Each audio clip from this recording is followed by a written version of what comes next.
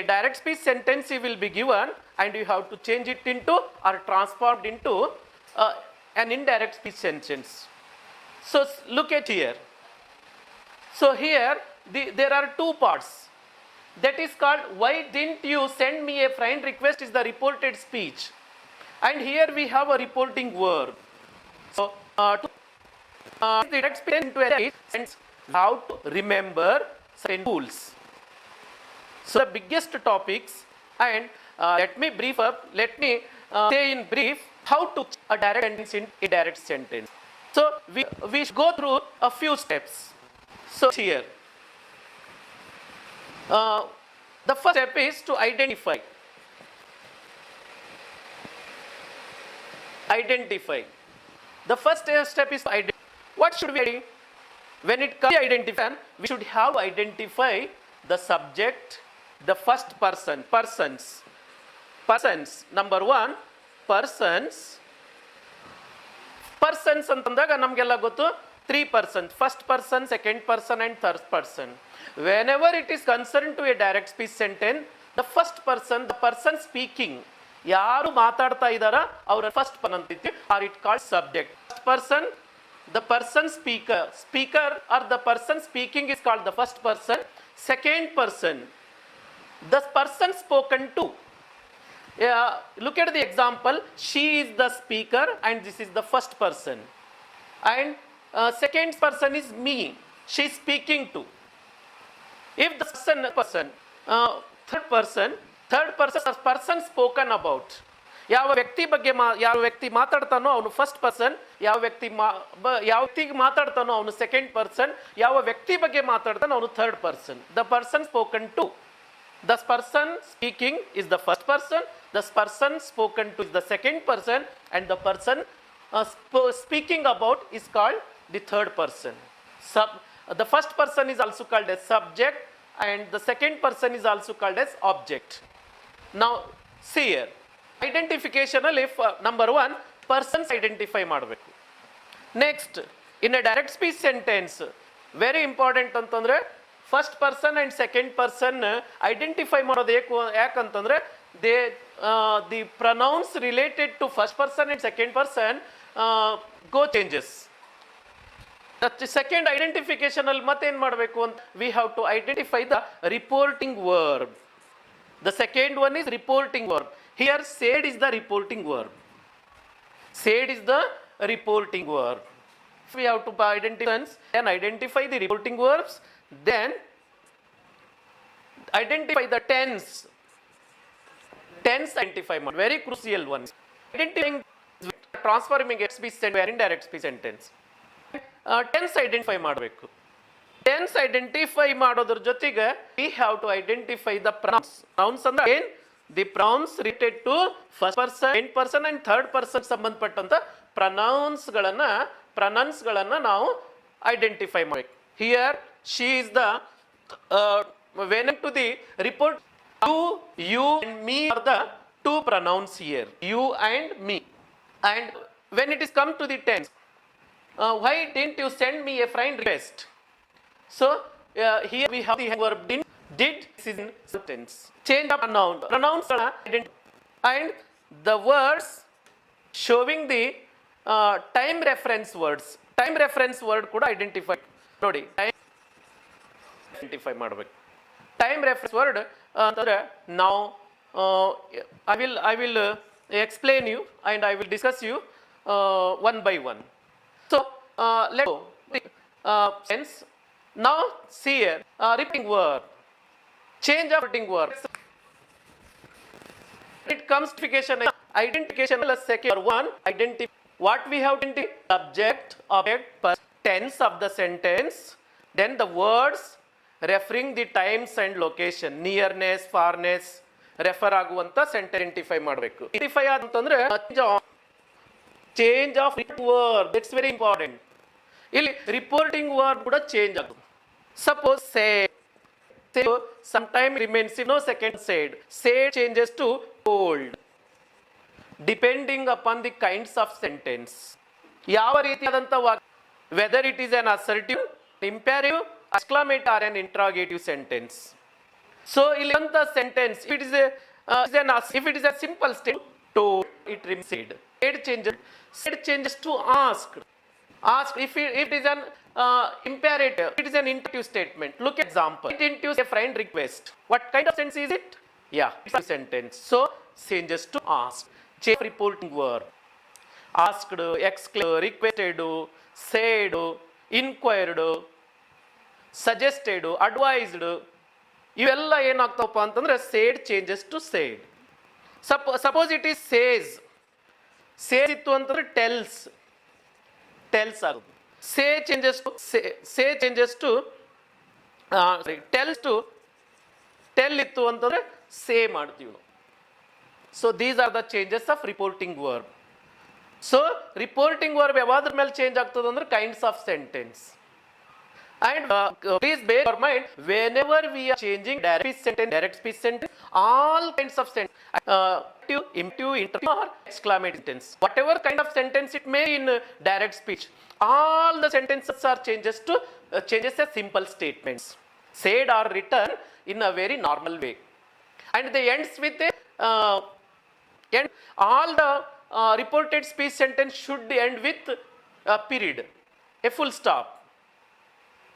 And now see here, tell changes to say. First one identification, then change of reporting verb. Now in this particular example, if you take she, said changes to asked. Says changes to asked, as it is an interrogative sentence. Why didn't you send me a friend request? Now see here, I didn't write the mark of interrogation, that is the question mark. It ends with a question mark. So she asked. Now said, reporting verb, said changes to asked. She asked me. She asked me. Said to changes to told. Said to. If it is said to, it changes to told, and here said to changes to asked. She asked me. Now the next step is removal of inverted commas. Third step is what? The third step is removal of inverted commas. While transforming a direct speech sentence into indirect speech sentence, we should have to remove the inverted commas. And there after removing the inverted comma, here inverted comma remove ಮಾಡಿದಾಗ we have to use a connector. ಒಂದು connector ಅನ್ನು ಉಪಯೋಗ ಮಾಡಬೇಕು. A conjunction should be used in place of after removing the inverted comma, joining the first part and the second part. Inverted comma, removal of inverted commas is the third step. ಇದು third step, inverted commas, removal of inverted commas. Inverted comma remove ಮಾಡಿ the connector or the conjunction which we have to join here. So we have 3 connectors here. 3 ಕನೆಕ್ಟರ್ಗಳನ್ನು ಉಪಯೋಗ ಮಾಡಬೇಕು. ಯಾವಾಗ ಈ ಅವತರಣಿಕೆ ಚಿಹ್ನೆಗಳನ್ನು ತೆಗೆದ ನಂತರ, when we remove the inverted comma, we have to use the connectors or the conjunctions. ಯಾವ conjunction? Number 1, that. That ಯಾವಾಗ ಉಪಯೋಗ ಮಾಡಬೇಕಪ್ಪ ಅಂತಂದ್ರೆ, if it is a simple statement, if it is an assertive ಇತ್ತು ಅಂತಂದ್ರೆ, ಇಂಟ್ರಾಗೇಟಿವ್ ಇದ್ರೂ ಕೂಡ ನಾವು ದಟ್ ಉಪಯೋಗ ಮಾಡಬೇಕು. ಇಂಟ್ರಾಗೇಟಿವ್ ಸೆಂಟೆನ್ಸ್ ಇದ್ರೆ, ಅಸರ್ಟಿವ್ ಸೆಂಟೆನ್ಸ್ ಇದ್ರೆ ದಟ್ ಕನೆಕ್ಟರ್ ಉಪಯೋಗ ಮಾಡಬೇಕು. ನಾವು it's an interrogative. She asked me that. ನಾವು we have removed the inverted and after removing we have the connected by using that. If it is an imperative statement, speech sentence imperative ಇತ್ತು ಅಂತಂದ್ರೆ, imperative ಅಂತಂದ್ರೆ a sentence which makes request or gives an order ಅಥವಾ request ಇರುವಂತಹ sentences ಇದ್ದು, the sentences which start with A verb ದಿಂದ start ಆಗುವಂತಹ sentences ಇದ್ದು ಅಂತಂದ್ರೆ, for example take care of your health, go to bed early, ಈ ರೀತಿ main verb ದಿಂದ ಸ್ಟಾರ್ಟ್ ಆಗುವಂತ ಸೆಂಟೆನ್ಸಸ್ ಇದ್ರೆ we should not use that. So after removing the inverted comma, we should have to use to. Take care of your health means to take care of his health. To take care. To ಇಲ್ಲಿ as a connector ಆಗಿ ನಾವು ಉಪಯೋಗ ಮಾಡ್ತೀವಿ. And the next one, if it is yes or no type question, yes or no type ಇತ್ತು, reported verb yes or no type ಇತ್ತು ಅಂದ್ರೆ, if it begins with a helping is, can, have form helping verbs ಅಥವಾ modal auxiliaries ದಿಂದ ಏನಾದರೂ begin ಆಗ್ತಿತ್ತು ಅಂದ್ರೆ sentence, there we have to use if ಅಥವಾ whether. Any one, if ಅಥವಾ weather ನಿಂದ ಸ್ಟಾರ್ಟ್ ಮಾಡಬೇಕು. So these are the connectors we are using depending upon the type of sentence, kinds of sentence ನೋಡಿಕೊಂಡು that, to, if or whether. Now I am using here that. Sometime in spoken English use of that is not necessary. Without using the connector we can also change it into reported speech or indirect speech allu kuda ಮಾಡಬಹುದು. She asked me that. Now we are heading towards the main sentence. Now you refers to, you means what? Why didn't you send me a friend request? She said to me. You refers to the third person. And me refers to, the word me refers to the first person. Now the change of pronoun. The next one, change of pronoun. Removal of inverted comma, change of pronouns. First person ಮತ್ತು second person pronouns ಇದ್ದು ಅಂತಂದ್ರೆ they go changes. ಅದನ್ನು change ಮಾಡಬೇಕು. We have to change the first person and second person pronouns. ನಾವು you changes to me. ಆಕೆ ಯಾರಿಗೆ ಕೇಳ್ತಾ ಇದ್ದಾಳ? ನನಗೆ ಕೇಳ್ತಾ ಇದ್ದಾಳ. Me, you changes to me and here me changes to her. This is very important. ಇವೆರಡು ನೆನ್ಪಿಟ್ಕೋಬೇಕು. ನಾವು look at the sentence. She asked me that why ನೋಡಿ, ಲುಕ್ ಎಟ್ ದ ಸೆಂಟೆನ್ಸ್. ಡಿಂಟ್ ಅದ ಇದು. ನಾವು ಚೇಂಜ್ ಆಫ್ ಪ್ರನೌನ್ಸ್ ಆದಮೇಲೆ ನಾವು ಎದಕ್ಕೆ ಹೋಗ್ತೀವಪ್ಪ ಅಂದ್ರೆ, ಚೇಂಜ್ ಆಫ್ ಪ್ರನೌನ್ಸ್ ಆದಮೇಲೆ ಚೇಂಜ್ ಆಫ್ ಟೆನ್ಸ್. ಭಾಳ ಇಂಪಾರ್ಟೆಂಟ್ ರೀ ಇದು. ಕನೆಕ್ಟರ್ ಯೂಸ್ ಮಾಡೋದು ನೋಡಿದೀವಿ. ಟೆನ್ಸ್, ರಿಪೋರ್ಟಿಂಗ್ ವರ್ಬ್ ಯಾವ ರೀತಿ ಚೇಂಜ್ ಮಾಡಬೇಕು ಅನ್ನೋದು ಗೊತ್ತಾಯ್ತು ನಮ್ಗೆ, ಯಾವ ರೀತಿ ಚೇಂಜ್ ಮಾಡ್ತೀವಂತ. Next is change of tense. Change of tense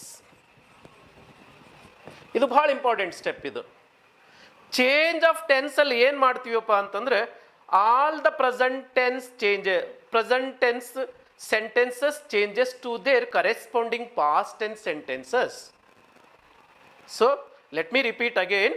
all the present tense sentences, ಎಲ್ಲ ಪ್ರೆಸೆಂಟ್ ಟೆನ್ಸ್ ಸೆಂಟೆನ್ಸಸ್ ಅದ್ರ ಕರೆಸ್ಪಾಂಡಿಂಗ್ ಪಾಸ್ಟ್ ಟೆನ್ಸ್ ಸೆಂಟೆನ್ಸ್ ಆಗಿ ಬದಲಾಗ್ತಾವೆ. ಫಾರ್ ಎಕ್ಸಾಂಪಲ್, ಸಿಂಪಲ್ ಪ್ರೆಸೆಂಟ್ ಅಲ್ಲಿ ಇತ್ತು. If it is simple present, so V have to change it into simple past. Present continuous or present progressive, then it is changes to be past continuous. Present perfect changes to past perfect. Present perfect continuous tense changes to its past tense form, that is past perfect continuous. All present tense sentences changes to their corresponding past tense sentences. ಅವು past tense ಅಲ್ಲಿ ಮಾಡಬೇಕು. ಇನ್ನು suppose past tense ಇದ್ದು ಅಂತಂದ್ರೆ it's very easy. ಎಲ್ಲ present tense 4 present, simple present, simple past, present continuous, past continuous, present perfect, past perfect ಮಾಡ್ತೀವಿ, present perfect continuous, past perfect continuous ಮಾಡ್ತೀವಿ. When it comes to the past tense ನೋಡಿ, ಇದು ಬಹಳ important. Past tense ಇದ್ದಾಗ, past tense sentence ಕೊಟ್ಟಾಗ ಏನು ಮಾಡಬೇಕು? Simple past ಇದ್ರೆ it should be changes to past perfect. Simple past changes to past perfect. Now look at this example. Why didn't you send me a friend request? So this is in past, simple past tense. Simple past tense idrodir edak ಮಾಡಬೇಕು ನಾವು ಇದನ್ನ past perfect ಆಗಿ change ಮಾಡಬೇಕು. Why didn't you changes to me. She asked me that. Why didn't ಇದ್ದಿದ್ದು ಏನಾಗ್ತದೆ? Did ಇದ್ದಿದ್ದು had ಆಗಿ change ಆಗ್ತದೆ. ಪಾಸ್ಟ್ ಪರ್ಫೆಕ್ಟ್ ಮಾಡಬೇಕಾದ್ರೆ ನಾವೇನು ಮಾಡ್ತೀವಿ, had plus V3, third form, had plus V3. This is the past perfect ಟೆನ್ಸ್ನ ಸ್ಟ್ರಕ್ಚರಲ್ಲಿ ಬರ್ತದೆ. You know about the, so you have to remember also the structures. So tenses ಕೂಡ ನೀವು ಮಾಸ್ಟ್ರಿ ಮಾಡಬೇಕಾಗ್ತದೆ. Had plus V3, third form of the verb have to be taken. Had ಮತ್ತು have ಬಂದಾಗ ಎಲ್ಲ third ಫಾರ್ಮ್ಸೇ ಇರ್ತವೆ. ಸೊ ಹ್ಯಾಡ್ ಪ್ಲಸ್ V3 ನೋಡಿ, ಇಲ್ಲಿ didn't ಇದ್ದಿದ್ದು ಹ್ಯಾಡ್ ನಾಟ್ ಆಗ್ತದೆ. ಇಲ್ಲಿ ಅದಕ್ಕಿಂತ ಮುಂಚೆ ಹ್ಯಾಡ್ ನಾಟ್ ಹೆಲ್ಪಿಂಗ್ ವರ್ಬ್ ಬಿಗ್ನಲ್ಲಿ ತೊಗೊಂಡಿವಿ ಅಂತಂದ್ರೆ ಅವಾಗ ಅದು again it became A question. ಅದಕ್ಕೆ ನಾವೇನು ಮಾಡಬೇಕು, ಯೂಗ್ ಫಸ್ಟ್ ಇಡಬೇಕು. ಇಲ್ಲಿ ವೈ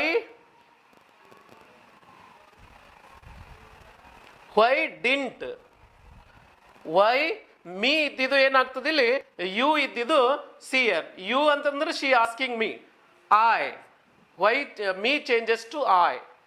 ಇಲ್ಲಿ ಯು ಅಂತಂದ್ರೆ ಯಾರು, she asking me, you changes to I, not me, you changes to I, as it is referring to me, the second person.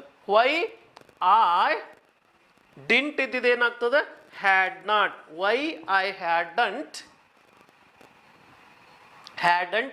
Send ನೋಡಿ, send it is V1 form, send, sent, sent. Now we have to use the V3 form. Why I had not sent, me changes to her. Why I had not sent her a friend request. Friend request. Now it should be terminal punctuation mark. What should we use? The terminal punctuation mark, that is the full stop. Now this is the sentence she said to me, why didn't you send me a friend request, is in direct speech sentence. Now it is transformed into reported speech as, she asked me that why I had not sent her a friend request. That is the way of changing or transforming the direct speech sentence into indirect speech sentence. Suppose after the tenses, tense change ಬಗ್ಗೆ ನೋಡಿದ್ವಿ, and you hear if it is shall, will changes to would. Shall and will, if you go to the future tense, shall will changes to would. Shall will ಇತ್ತು ಅಂತಂದ್ರೆ would ಆಗಿ ಮಾಡಬೇಕು. Can changes to could, may changes to might, then must ಇತ್ತು ಅಂತಂದ್ರೆ it should be changes to had to. Shall, will, can, could, may, might, must changes to had to. That is the way. And change of words showing the time related words. So change of time related word. Suppose time related words iddu anta tilkori. Now changes to then, this changes to that, this changes to that, today changes to that day, tomorrow changes to the next day, yesterday changes to previous day, ago changes to before, tonight changes to that night, here changes to there, here changes to there, and on Monday it changes to that Monday. If there is a word on Monday and it changes to that Monday. Okay, now it's let us go another example. Let me wrap up my session with another example, and let me hand over the session to Nagaratna madam after this example.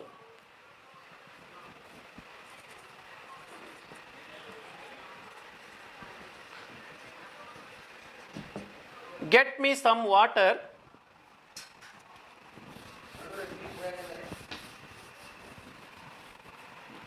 Get me some water, please.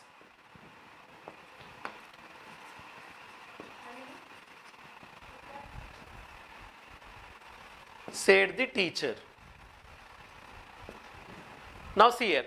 Get me some water, please, said the teacher. The teacher, now as the word here is requested, said changes to requested. The teacher requested, the teacher, see here, the teacher requested to get him or her, to get her some water. Now, to is the connector we used here.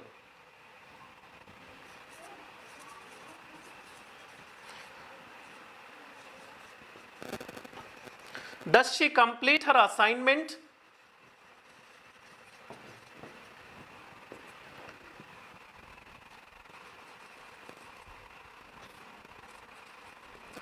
Said the teacher. Does she complete her assignment? This is yes or no type sentence. Yes or no type irodrinda. So it should be started with the teacher asked whether she completed her assignment. Her is the third person. So the sentence changes should be changed as a indirect speech sentence. The teacher asked whether she completed her assignment, or whether she completed assignment, like this. Okay, that's all in direct and indirect speech. So we should have gone through an ample of examples, but in another class I will try to give more examples. So thanks to everyone for giving me an opportunity, and let me wrap up my session here and hand over this session to Nagaratna madam. Please, Nagaratna madam, over to you. So once again, I wish you all the Karnataka Savitribai Phule Teachers Association, office bearers, and from Skups, our sisters, a very joyful International Women's Day. As you know, the teachers, a life begins with teacher, a life begins with a woman. So respect women. Thank you one and all.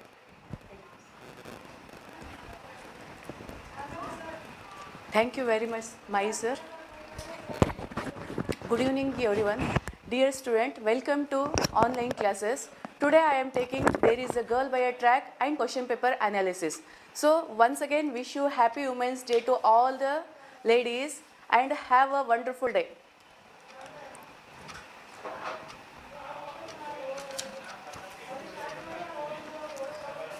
So dear student, I am going to tell about question paper analysis.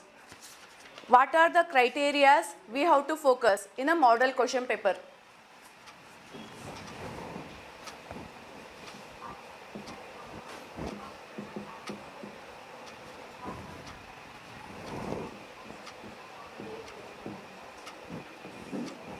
So, from prose, I am telling the weightage. Lesson number 1, a hero. It carries 3 marks. Next, there is a girl by a track. There is a girl by the tracks. It is also 3 marks question. Gentleman of Rio in video.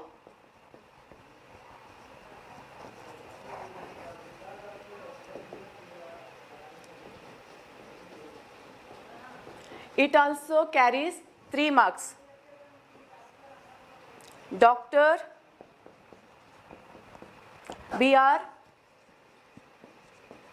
Ambedkar, 2 into 2 carries 4 marks. Next, the concert.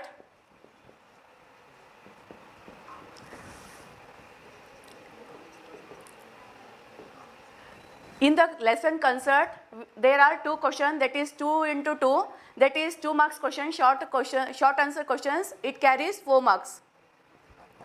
Lesson number 7, that is color of silence.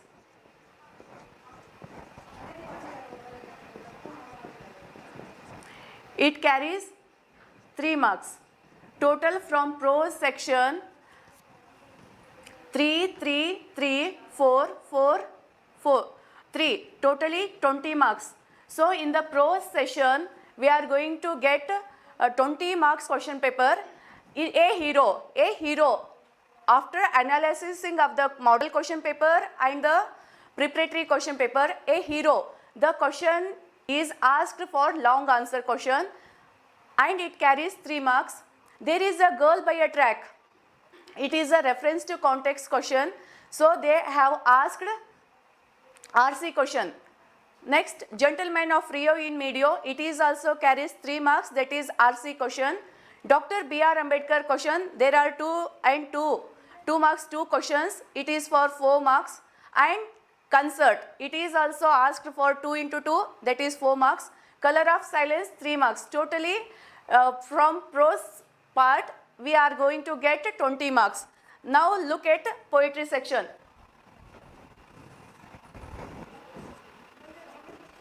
Poetry.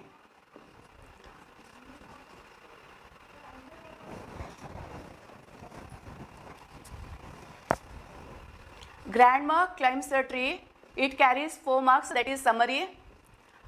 The quality of mercy. It is 4, but it is star. You have choice. I am a land. It carries 3 marks. The Song of India. The Song of India.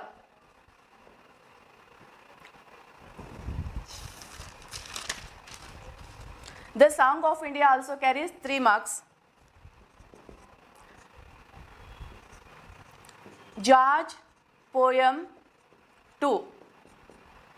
It carries 2 marks question plus 4 star question. There is a choice between quality and mercy. The grandma climbs a tree and judge poem 2. But here you will get 6 if you practice thoroughly. You are writing a 4 marks question from judge itself and 2 marks question from judge itself. Now it is simple and best part of the poetry is the blind boy. The blind boy. It carries 4 marks. Total weightage is 16. Next, supplementary reading. From supplementary reading, Narayanpur incident.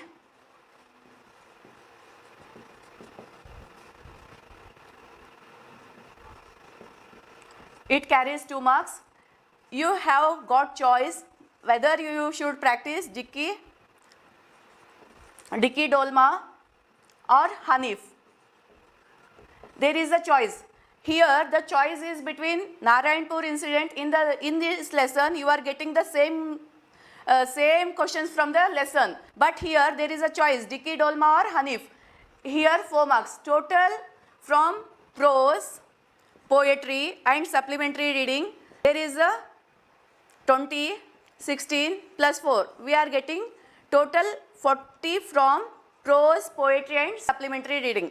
So regarding grammar session, which are the aspects covered in grammar topics, I am going to tell you. I am just analyzing the paper of question paper preparatory and model question paper. From question number 1 to 17. First MCQ. In that MCQ, the question paper may be asked question tag. Next, language function. Next, if clause. 4th one is infinitive. 5th one is collocative word. 6th one is one word syllable. But in the preparatory exam, they asked for MCQ frame question or passivized activized. They have given multiple choice and one word substitutes also. And in the 7th question, they may ask change the word form. 8th article, 9th one is parts of speech, 10th one is linking word, 11th one is preposition, 12th verb form, 13th own sentence, use in your own sentence. You may use as per the question paper. If they ask use in verb form or use as a noun, you should go thoroughly with question what aspect they are asking. And 14th is degrees, 15th passive voice, 16th reported speech, and 17th is editing. So after that we are going to deal main thing, that is what are the aspects, what are the areas we have to focus.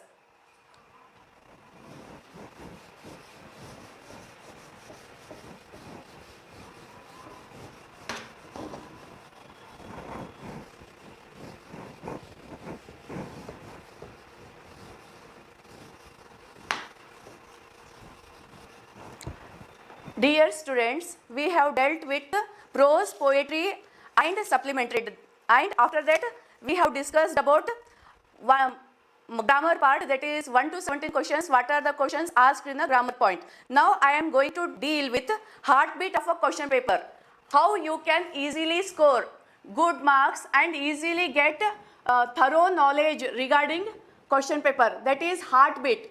What should we have to practice to get good marks? Heartbeat of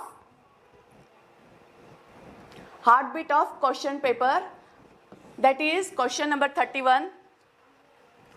So you should remember and understand that 31 question always be asked profile. So you should thoroughly practice profile writing. It carries 3 marks. Next 32, that is development of story, developing a story. It carries 3 marks. So focus, heartbeat means it is a main part. We are going to, if we practice thoroughly these points, we will surely get good marks and scoring marks in an exam. And question number 33, that is picture reading. Picture reading, it carries 3 marks. Next 34, memorization of the poem. Memorization of a poem, you have choice whether you should practice the quality of mercy or the blind boy. It is left to you which one you select, and thoroughly practice with punctuations and correct spelling. 35 question is always unseen passage.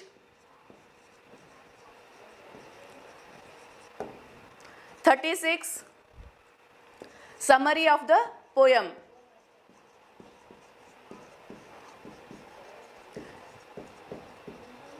Unseen passage also carries 4 marks. Summary also carries 4 marks. You have got a choice. Summary of the poem, you have got choice, that is Grandma Climbs a Tree or George poem. Next, essay writing. So focus on essay. After that 38, that is not least letter writing. Letter writing, it carries 5 marks. Total we get automatically 30 marks. Dear student, if we daily regularly practice these all steps, 31 to 38 questions, these are the heartbeats of a question paper. Whether the student may be slow learner or the intellectual or the medium student, he has to practice these things. ಆತ್ಮೀಯ ವಿದ್ಯಾರ್ಥಿ ವೃಂದವೇ, ಈ ಒಂದು question ಪೇಪರ್ನ heart beat ಅಂತ ಹೇಳ್ತಾ ಇರೋದು 31.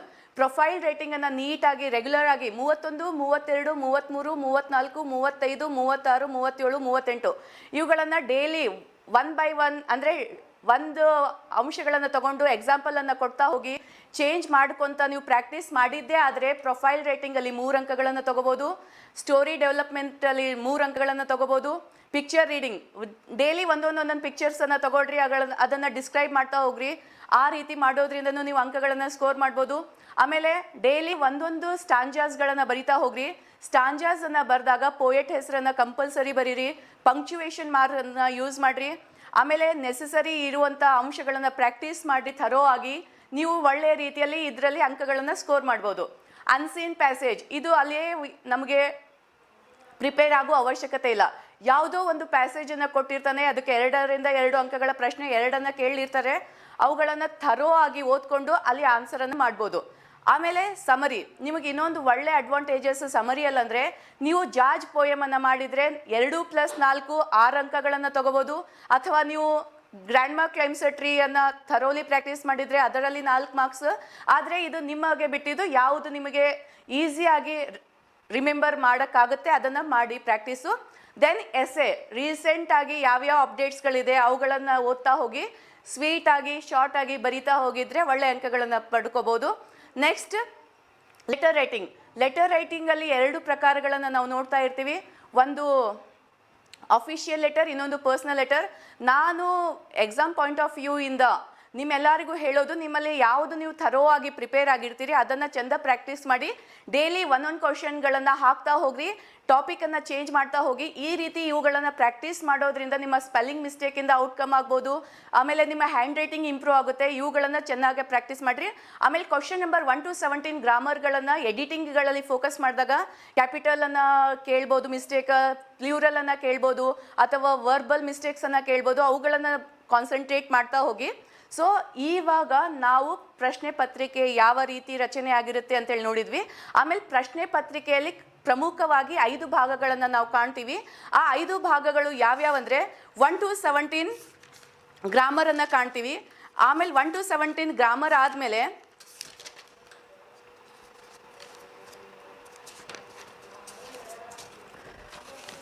1 to 17 grammar ಆದ ತಕ್ಷಣ ಕ್ವಶನ್ ನಂಬರ್ 18ರಿಂದ 1ರಿಂದ 17 ಗ್ರಾಮರ್ ಪಾಯಿಂಟ್, ಅದು 1 ಅಂಕದ ಪ್ರಶ್ನೆ 16ರವರೆಗೆ. 17ನೇ ಪ್ರಶ್ನೆ ಯಾವಾಗೂ ಎಡಿಟಿಂಗ್ ಇರೋ ಕಾರಣ ಅದು 2 ಮಾರ್ಕ್ಸ್ ಆಗುತ್ತೆ, total 18 marks. Next question number 18ರಿಂದ 24ರವರೆಗೆ 2 ಅಂಕದ ಪ್ರಶ್ನೆಗಳಿಗೆ ಉತ್ತರ ಕೊಡ್ತಾ ಇರ್ತೀರಾ ನೀವು. 2 ಅಂಕಗಳ ಪ್ರಶ್ನೆಗಳಲ್ಲಿ ಪೋಯೆಟ್ರಿ ಸೆಕ್ಷನ್ ಇರುತ್ತೆ, ಪ್ರೋಸ್ ಸೆಕ್ಷನ್ ಇರುತ್ತೆ, ಮತ್ತು ಸಪ್ಲಿಮೆಂಟ್ರಿ ರೀಡಿಂಗ್ ಇರುತ್ತೆ. ಇದು 2ನೇ ಪಾರ್ಟ್. 3ನೇ ಪಾರ್ಟ್ ಆದಂಥದ್ದು ಇದರಲ್ಲಿ ಲಾಂಗ್ ಆನ್ಸರ್ಸನ್ನು ಬರಿತೀರಿ. ಇಲ್ಲಿ ಚಾಯ್ಸ್ ಇರೋದಿಲ್ಲ ನಿಮಗೆ. 2 ಪ್ರಶ್ನೆಗಳನ್ನು ಕೇಳ್ತಾರೆ, ಒಂದು ಪ್ರೋಸ್ ಸೆಕ್ಷನ್ ಮತ್ತು ಇನ್ನೊಂದು ಪೋಯೆಟ್ರಿ ಸೆಕ್ಷನ್. ಇದನ್ನು ಥರೋ ಆಗಿ ನೆನ್ಪಿಡ್ರಿ. ಆಮೇಲೆ ಇನ್ನೊಂದು ಇದರಲ್ಲಿ ನೀವು ಆ್ಯಡ್ ಮಾಡ್ಬೋದು. ಏನನ್ನ ಆ್ಯಡ್ ಮಾಡ್ಬೋದು ಅಂದರೆ ಕ್ವಶನ್ ನಂಬರ್ 27, ಕ್ವಶನ್ ನಂಬರ್ 27ಇಂದ 30ವರೆಗೆ, ಕ್ವಶನ್ ನಂಬರ್ 27ಇಂದ 30ವರೆಗೆ ಇಲ್ಲಿ ಏನು ಬರುತ್ತೆ, ರೆಫರೆನ್ಸ್ ಟು ಕಾಂಟೆಕ್ಸ್ಟ್ RC ಅಂತ ಬರುತ್ತೆ. ಈ RCಯನ್ನು ನೀವು ಚೆನ್ನಾಗಿ ಥರೋ ಆಗಿ ಯಾವ ರೀತಿ ಪ್ರಾಕ್ಟೀಸ್ ಮಾಡಬೇಕು ಅನ್ನೋದು there is a girl by a track lesson ಹೇಳ್ತಾ ಹೋಗುತ್ತೇನೆ. So these are the 5 areas. 1 is 1 to 17 grammar. Second, 18 to 24 2 marks questions. Next 25 to 26 3 marks questions. Next fourth one is 27 to 30 3 marks question, and fifth one is heartbeat, that is carrying 30, that carries 30. Here you can see how we have divided the question paper.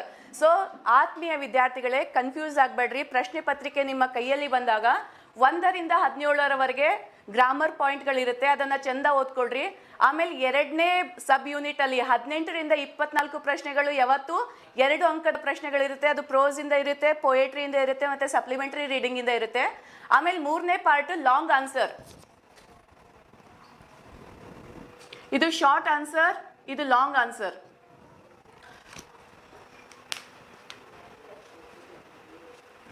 ಆತ್ಮೀಯ ವಿದ್ಯಾರ್ಥಿಗಳೇ, 18ರಿಂದ 24 2 ಅಂಕದ ಪ್ರಶ್ನೆಗಳನ್ನು short ಆನ್ಸರ್ಗೆ ಬರಿತಾ ಇರ್ತೀರಿ. 3ನೇ ಬಿಟ್ ಏನಿರುತ್ತೆ ಅದು 25ರಿಂದ 26 ಒಂದು ಪದ್ಯದಿಂದ ಇನ್ನೊಂದು ಗದ್ಯದಿಂದ, ಪ್ರೋಸ್ ಸೆಕ್ಷನ್ ಮತ್ತು ಪೊಯೆಟ್ರಿ ಸೆಕ್ಷನ್ನಿಂದ ಇರುತ್ತೆ, ಅಲ್ಲಿ ಚಾಯ್ಸ್ ಇರೋದಿಲ್ಲ. ಮತ್ತು 4ನೇ ಅಂಶ RC. 27ರಿಂದ 30. ಇದನ್ನ ಯಾಕೆ ಎಂಸೈಸ್ ಮಾಡ್ತೀವಿ ಅಂದ್ರೆ, ನೀವು ಪ್ರಶ್ನೆ ಪತ್ರಿಕೆಯನ್ನ ತಗೊಂಡಾಗ ಗಲಿಬಿಡಿ ಒಳಗಾಗಬಾರ್ದು. ಇವತ್ತ ಮನೆಯಲ್ಲಿ ಕುಳಿತುಕೊಂಡು 1ನೇ ಪ್ರಶ್ನೆ ಏನ್ ಬರುತ್ತೆ ಅಲ್ಲಿ ಚೇಂಜ್ 1ರಿಂದ 16ರವರೆಗೆ ಚೇಂಜ್ ಬಹುದು. ಆದ್ರೆ 17ನೇದು ಎಡಿಟಿಂಗ್, 18ರಿಂದ 24 ಶಾರ್ಟ್ ಆನ್ಸರ್ ಇರುತ್ತೆ, 25ರಿಂದ 26 ಲಾಂಗ್ ಆನ್ಸರ್ಸ್ ಇರುತ್ತೆ, 27ರಿಂದ 30 RC ಕ್ವಶನ್ಸ್ ಇರುತ್ತೆ. ಹಾರ್ಟ್ ಬೀಟ್ ಅಂತ ಹೇಳ್ತಾ ಇದೀವಲ್ಲ, 31ನೇ ಕ್ವಶನ್ ಯಾವತ್ತು ಪ್ರೊಫೈಲ್ ರೈಟಿಂಗ್ ಇರುತ್ತೆ, 32ನೇ ಪ್ರಶ್ನೆ developing A story, 33 question picture reading, 34 question memorisation of a poem, 35 unseen passage, 36 summary of a poem, 37 essay, 38 letter writing. So ಪ್ರಶ್ನೆ ಪತ್ರಿಕೆಯನ್ನು ತಗೊಂಡಾಗ ಯಾವ ರೀತಿ ಪ್ರಶ್ನೆಗಳನ್ನು ನಾನು ಬರಿಬೋದು ಅವುಗಳನ್ನು ಕರೆಕ್ಟಾಗಿ ತಗೊಳ್ರಿ. ಆಮೇಲೆ ಕನ್ಫ್ಯೂಷನನ್ನು ಮಾಡ್ಕೋಬೇಡ್ರಿ, ಇದು ಪ್ರಶ್ನೆ ಪತ್ರಿಕೆಗೆ ರಿಲೇಟೆಡ್ ಆದಂಥ ವಿಷಯ. ಈಗ there is a girl by a track, ನಿಮಗೆ ಪ್ರಿಸ್ಕ್ರೈಬ್ ಆದಂಥ ಲೆಸನ್. ಆ ಲೆಸನ್ನಿಂದ ನಿಮಗೆ RC ಕ್ವಶನ್ಸನ್ನು ಕೇಳ್ತಾರೆ. ಆ RC ಕ್ವಶನ್ಸ್ಗಳನ್ನು ಯಾವ ರೀತಿ ಸಿಂಪಲ್ ಟೆಕ್ನಿಕಲ್ಲಿ ನಾವು ಒಳ್ಳೆ ರೀತಿಯಲ್ಲಿ ಅಂಕಗಳನ್ನು ಪಡಿಬೇಕು ಅನ್ನೋದು ಪಡಿಬಹುದು ಅನ್ನೋದನ್ನು ಇವಾಗ ತೋರಿಸ್ಕೊತಾ ಹೋಗ್ತೀನಿ. ಆತ್ಮೀಯ ವಿದ್ಯಾರ್ಥಿಗಳೇ, ನಿಮ್ಮಲ್ಲಿ ಟೆಕ್ಸ್ಟ್ ಬುಕ್ ಇತ್ತಂದರೆ ಓಪನ್ ಮಾಡಿರಿ. ಟೆಕ್ಸ್ಟ್ ಬುಕ್ ಇದ್ದಾಗ ಯಾವ ರೀತಿ ಸಿಂಪಲ್ ಟೆಕ್ನಿಕ್ಕಿಂದ RC ಕ್ವಶನ್ಸ್ಗಳನ್ನು ನಾವು ಫ್ರೇಮ್ ಮಾಡ್ಬೋದು ಅನ್ನೋದನ್ನು ಕಾಣೋಣ.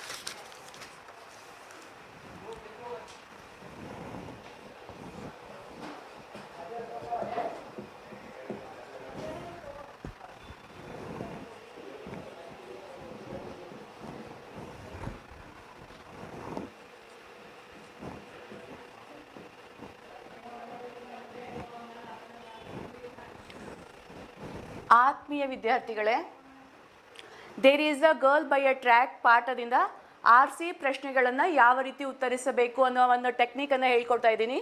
ನೀವು ನಿಮ್ಮ ನೋಟ್ಬುಕ್ಕಲ್ಲಿ 4 ಕಾಲಮ್ಗಳನ್ನು ಮಾಡ್ಕೊಳ್ರಿ. ಆಮೇಲೆ ಸೀರಿಯಲ್ ನಂಬರ್, ಸ್ಟೇಟ್ಮೆಂಟ್, ಹೂ, ಹೂಮ್, ಈ ರೀತಿ ಕಾಲಮ್ಸ್ಗಳನ್ನು ಮಾಡ್ತಾ ಹೋಗ್ರಿ. ಇದು ತುಂಬಾ ಎಫೆಕ್ಟಿವ್ ಆದಂಥ ಮೆಥಡ್.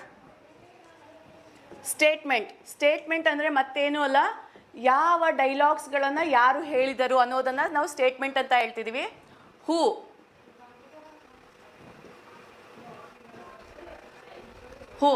ಹೂ ಅಂದರೆ ವಿನೋ ಯಾರು, ಹೂಮ್ ಅಂದರೆ ಯಾರಿಗೆ.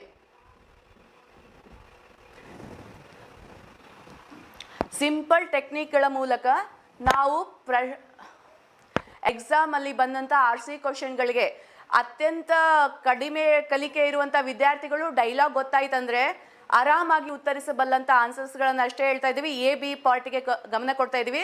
ನೀವು ಬೇಕಾದರೆ ಕಾಲಮ್ಸ್ಗಳನ್ನು ಎಕ್ಸ್ಟೆಂಡ್ ಮಾಡ್ಬೋದು. Who, whom, when, why. If you are able to answer all these questions, you can add another 2 column, why, when. ಈ ರೀತಿ 2 ಕಾಲಮ್ಗಳನ್ನು ಎಕ್ಸ್ಟ್ರಾ ಆ್ಯಡ್ ಮಾಡಿನೂ ಸಹ ನೀವು RC ಕ್ವಶನ್ಸ್ಗಳನ್ನು ನೀವೇನು ಮಾಡ್ಬೋದು, ಆರಾಮಾಗಿ ಡೀಲ್ ಮಾಡ್ಬೋದು. ಈಗ ನನ್ನ ಫಸ್ಟ್ ಸ್ಟೇಟ್ಮೆಂಟ್ ಅಂದರೆ ಮತ್ತೇನೂ ಇಲ್ಲ, ಇನ್ನು ಕೊಟ್ಟಂಥ ಲೆಸನ್ನಿಂದ ಯಾವ ವ್ಯಕ್ತಿ ಕೋಟ್ ಮಾಡಿದ್ದಾನೆ, ಕೋಟ್ ಇನ್ ದ ಸೆನ್ಸ್ ಸ್ಟೇಟ್ಮೆಂಟನ್ನು ಕೊಟೇಶನ್ ಮಾರ್ಕಲ್ಲಿ ಕೊಟ್ಟಿರ್ತಾರಲ್ಲ ಅವುಗಳನ್ನು ನಾವು ಏನು ಹೇಳ್ತೀವಿ, ಡೈಲಾಗ್ಸ್ ಅಂತ ಹೇಳ್ತೀವಿ. ಆ ಡೈಲಾಗನ್ನು ಒಂದು ಸೆಲೆಕ್ಟ್ ಮಾಡಿಕೊಂಡು ನಿಮಗೆ RC ಕ್ವಶನ್ ಆರ್ ಎಕ್ಸ್ಟ್ರಾಕ್ಟ್, 2 ಅಂದರೂ ಒಂದೇ. RC ಅಂದರೆ reference to context or extract, ಯಾರು ಹೇಳಿದ್ದಾರೆ ಅದನ್ನು ನೀವು ಬರಿತಾ ಹೋಗಬೇಕು. ನಾವು ಯಾವಾಗೂ ನೀವು ಕಾಲಮ್ಸ್ ಮಾಡಿದಾಗ ಪಾಠದ ಹೆಸರನ್ನು ಕಂಪಲ್ಸರಿಯಾಗಿ ಬರೀರಿ. ಫಸ್ಟ್ ಸ್ಟೇಟ್ಮೆಂಟ್ ಇನ್ವರ್ಟೆಡ್ ಕಾಮದಲ್ಲಿ, ಚಾಚಾ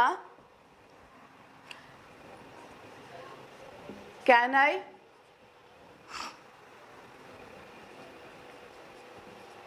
ಬಾರೋ your mobile. Close. he is asking a question. Simple ಆಗಿ ಪ್ರಶ್ನೆಯನ್ನು ಕೇಳ್ತಾ ಇದ್ದಾನೆ. Chacha can I borrow your mobile. ಈ ರೀತಿ ಪ್ರಶ್ನೆಯನ್ನು ಸ್ಟೇಟ್ಮೆಂಟನ್ನು ಕೊಡ್ತಾನೆ. ಯಾವಾಗೂ RC ಕ್ವಶನ್ಸನ್ನು ರಟ್ಟ ಹೊಡೆಯಕ್ಕೆ ಹೋಗಬೇಡ್ರಿ. ಯಾಕಂದರೆ ಇಂಟರ್ಚೇಂಜ್ ಆದಂಥ ಕ್ವಶನ್ಸ್ಗಳು ಇರುತ್ತೆ.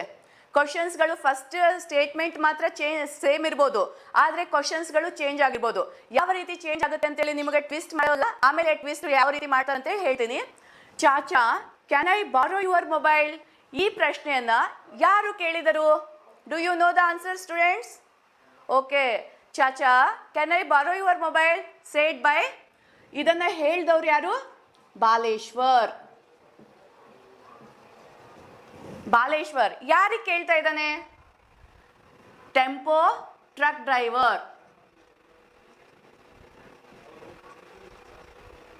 ಟೆಂಪೋ ಟ್ರಕ್ ಡ್ರೈವರ್ ಕೇಳ್ತಾ ಇದ್ದಾನೆ, ಚಾಚಾ ನಾನು ನಿಮ್ಮ ಮೊಬೈಲ್ ತಗೊಳ್ಳ, ಆದರೆ ಕೆಲವೊಂದು ಸಂದರ್ಭದಲ್ಲಿ ನಿಮಗೆ ಏನಂತ ಕೇಳ್ಬೋದು? I. Whom does I refers? ಈ ಒಂದು ಸ್ಟೇಟ್ಮೆಂಟ್ ಅಲ್ಲಿ ಇಲ್ಲಿ ನಾನು ಹೂ ಮತ್ತೆ ಹೂಮ್ ಅಂತ ಬರ್ದಿದ್ದೀನಿ. ಆ ಹೂ ಮತ್ತೆ ಹೂಮ ಬಿಟ್ಟು ಕೇಳ್ತಾರೆ, ಏನಂತ ಕೇಳ್ಬೋದು? I refers to whom. ಈ ರೀತಿ ಐ ಯಾರನ್ನ ರೆಫರ್ ಮಾಡುತ್ತೆ ಅಂದಾಗ ಈ ಸ್ಟೇಟ್ಮೆಂಟ್ ಯಾರು ಕೊಡ್ತಾ ಇದ್ದಾರೆ ಅವರನ್ನ ರೆಫರ್ ಮಾಡ್ತಾ ಇದ್ದಾನೆ. ಇಲ್ಲಿ I refers to Baleshwar. If you are good in framing simple sentence, you should frame I refers to Baleshwar. Otherwise write I refers to Baleshwar. You should not write, just write Baleshwar. Next, after that he may ask a question. Your. Whom does your refers to? Your refers to Chacha. So ನೀವು first simple ಆಗಿ ಒಂದು ಹೂ ಮತ್ತೆ ಹೂಮ್ ಅನ್ನ practice ಮಾಡ್ರಿ.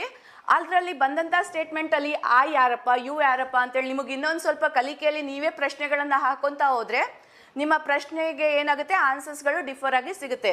Next dialogue. Oh oh I couldn't thank him.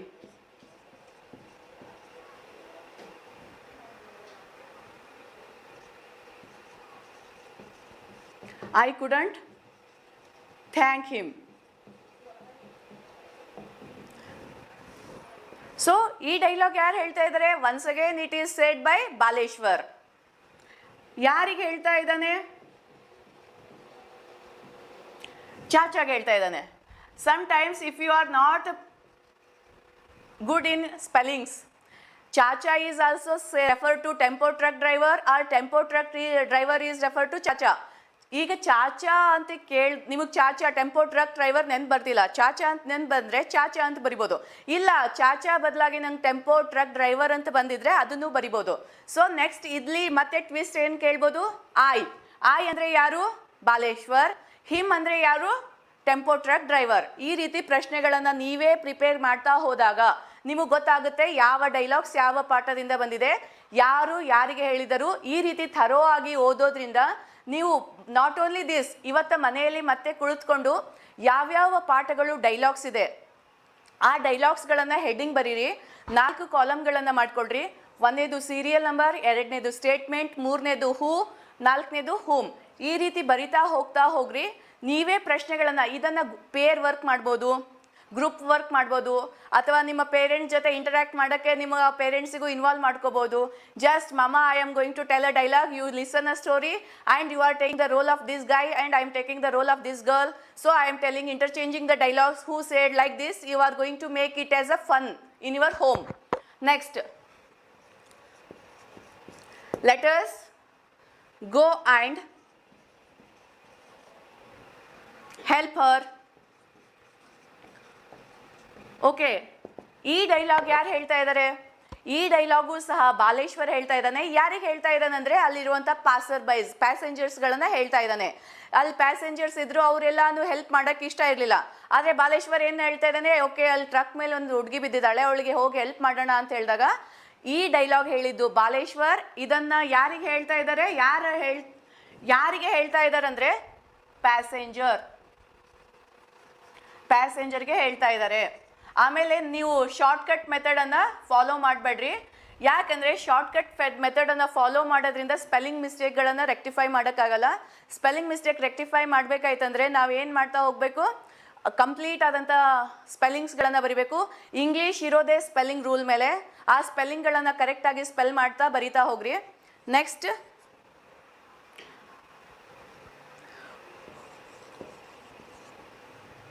whom can I call?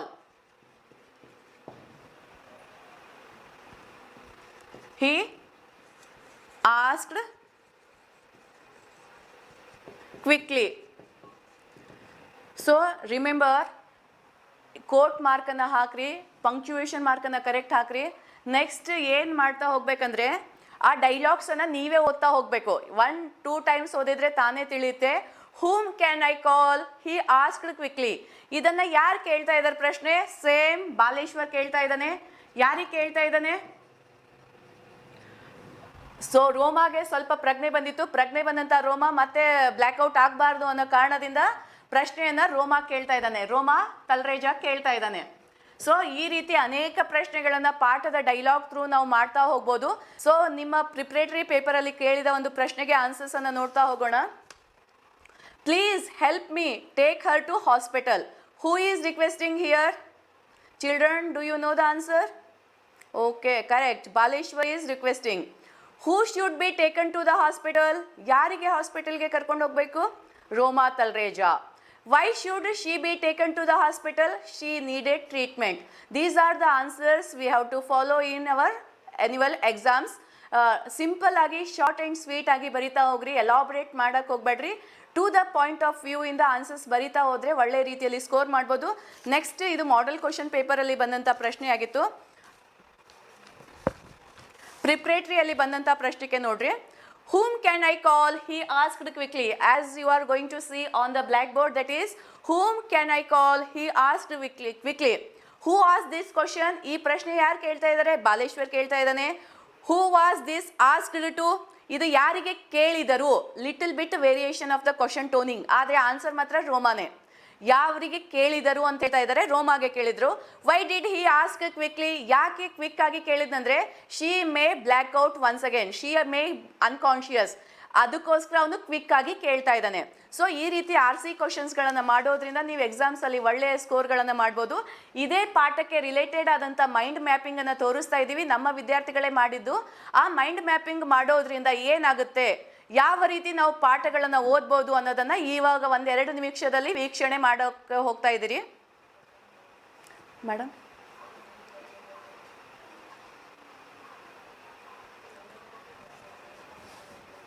Sir,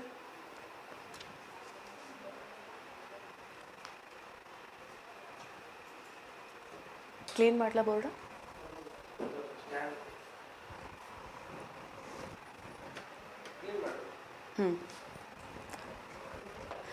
madam, round circle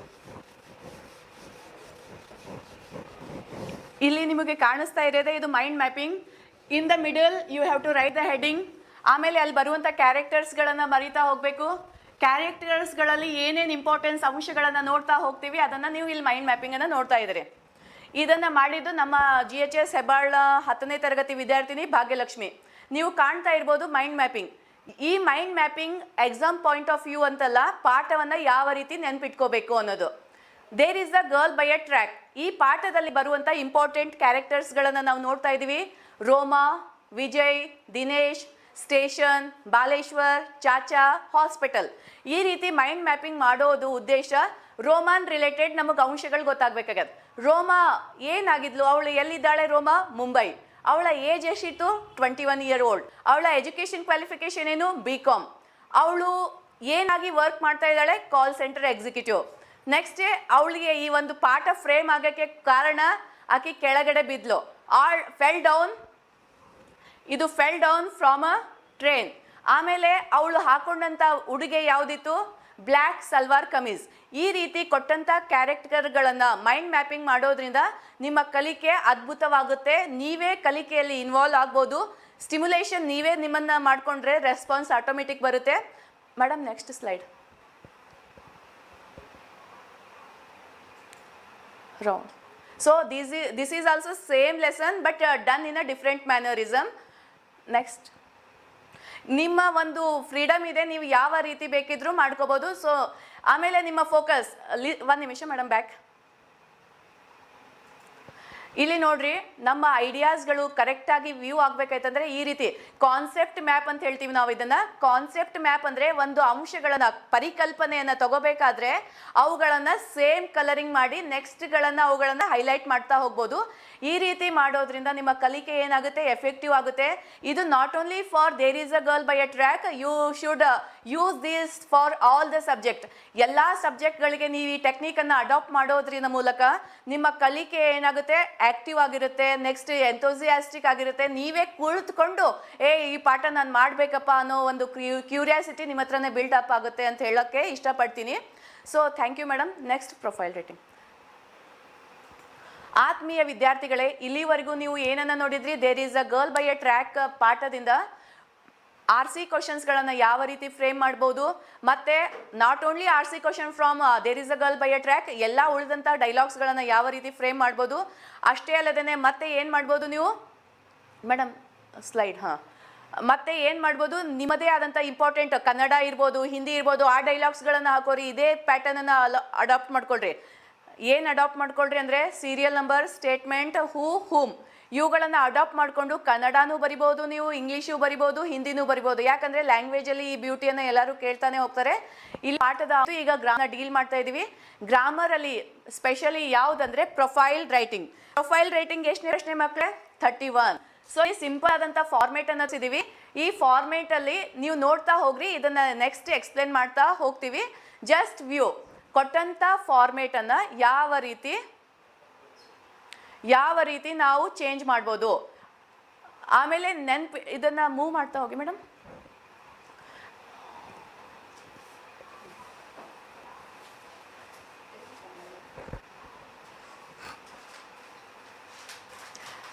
this profile is about. First statement ಏನು ಬರಿಬೇಕು, ನೀವು ಕೊಟ್ಟಂತ ಪ್ರೊಫೈಲ್ ಯಾರ ಬಗ್ಗೆ ಇದೆ ಅದನ್ನ ಬರಿಬೇಕು. ಏಜ್ ಏನಿದೆ, his age is or her age is ಅಂತ ಬರಿಬೋದು. ಆಮೇಲೆ ಬಾರ್ನ್ ಅಂತ ಕೇಳ್ಬೋದು. ಈ ಎಲ್ಲ ಅಂಶಗಳನ್ನ ಕೇಳೋದಿಲ್ಲ, ಯಾವುದು ಕೇಳಿರ್ತಾನೆ ಅವುಗಳನ್ನ ನೀವು ಬರೀತಾ ಹೋಗಬೇಕು ಅಂತೇಳಿ ಹೇಳ್ತಾ ಇದ್ದೀನಿ.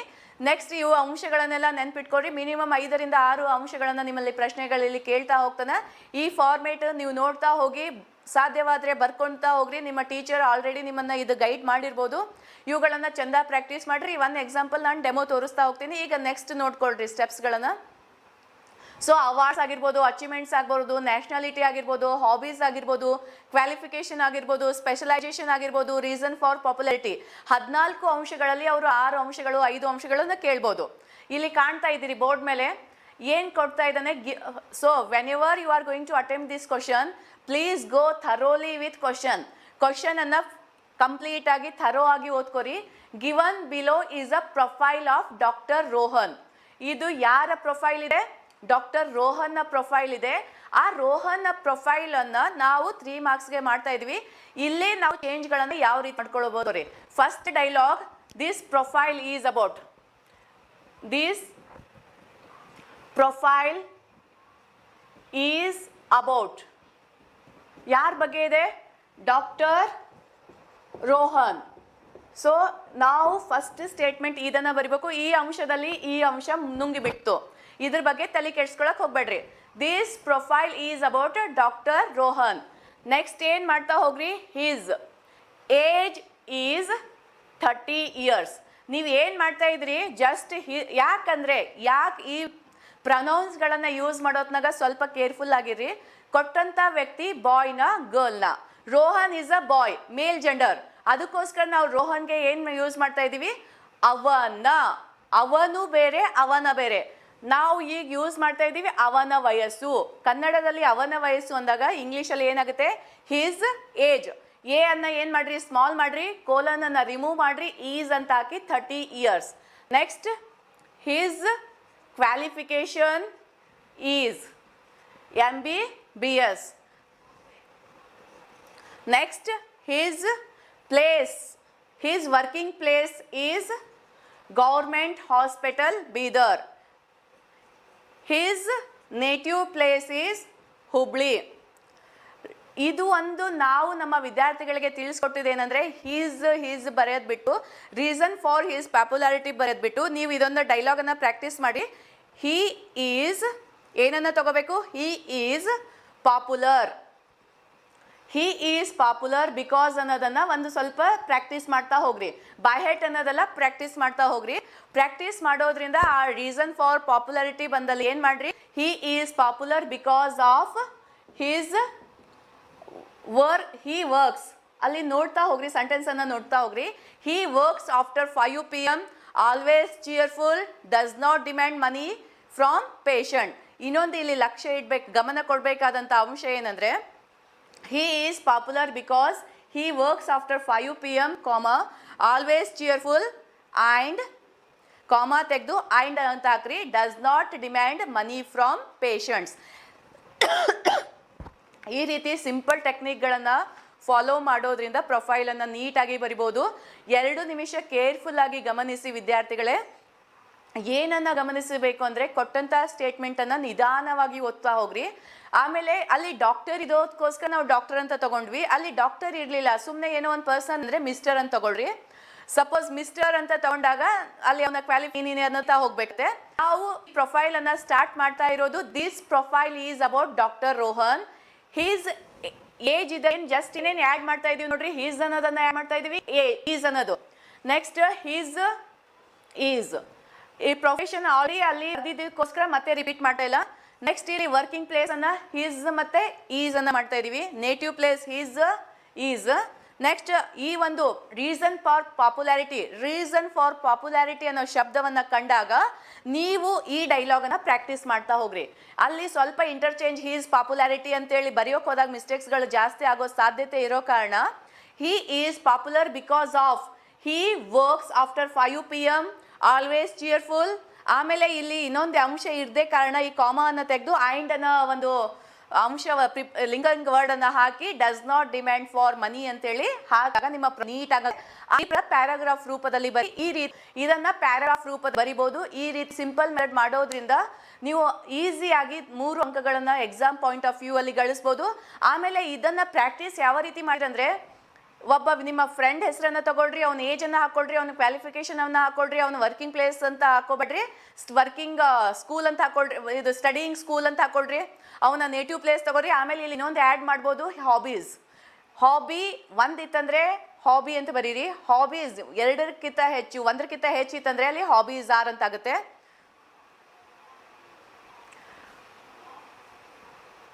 ಓಕೆ, ಇಲ್ಲಿವರೆಗೂ ನೀವು ಪ್ರೊಫೈಲ್ ರೇಟಿಂಗನ್ನು ತಿಳ್ಕೊಂಡಿದ್ದೀರಿ. ಏನಾದರೂ ಡೌಟ್ಗಳಿದ್ರೆ ಕೇಳಬಹುದು. ಡೌಟ್ಗಳನ್ನು ಯಾವ ರೀತಿ ಕೇಳ್ಬೋದು ಅನ್ನೋದು ನಿಮಗೆ ಗೊತ್ತಿದೆ. ಸೊ ಅವುಗಳನ್ನು ನಿಧಾನವಾಗಿ ಚೆಂದ ಪ್ರಾಕ್ಟೀಸ್ ಮಾಡಿರಿ. ಈ ಒಂದು ಸೆಷನ್ನಲ್ಲಿ ನಾವು ಯಾವ ಅಂಶಗಳನ್ನು ಕವರ್ ಮಾಡಿವಂತೇಳಿ ಒಂದು ರಿಕ್ಯಾಪ್ಚುಲೇಷನ್ ಅನ್ನು ನೋಡೋಣ. Close it madam.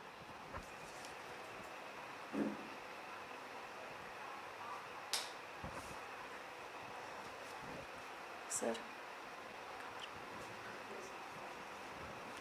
ಓಕೆ, ಆತ್ಮೀಯ ವಿದ್ಯಾರ್ಥಿಗಳೇ, ಈ ಒಂದು ಸೆಷನ್ನಲ್ಲಿ ನಾವು ಪ್ರಶ್ನೆ ಪತ್ರಿಕೆಯನ್ನು ಕವರ್ ಮಾಡಿದ್ವಿ.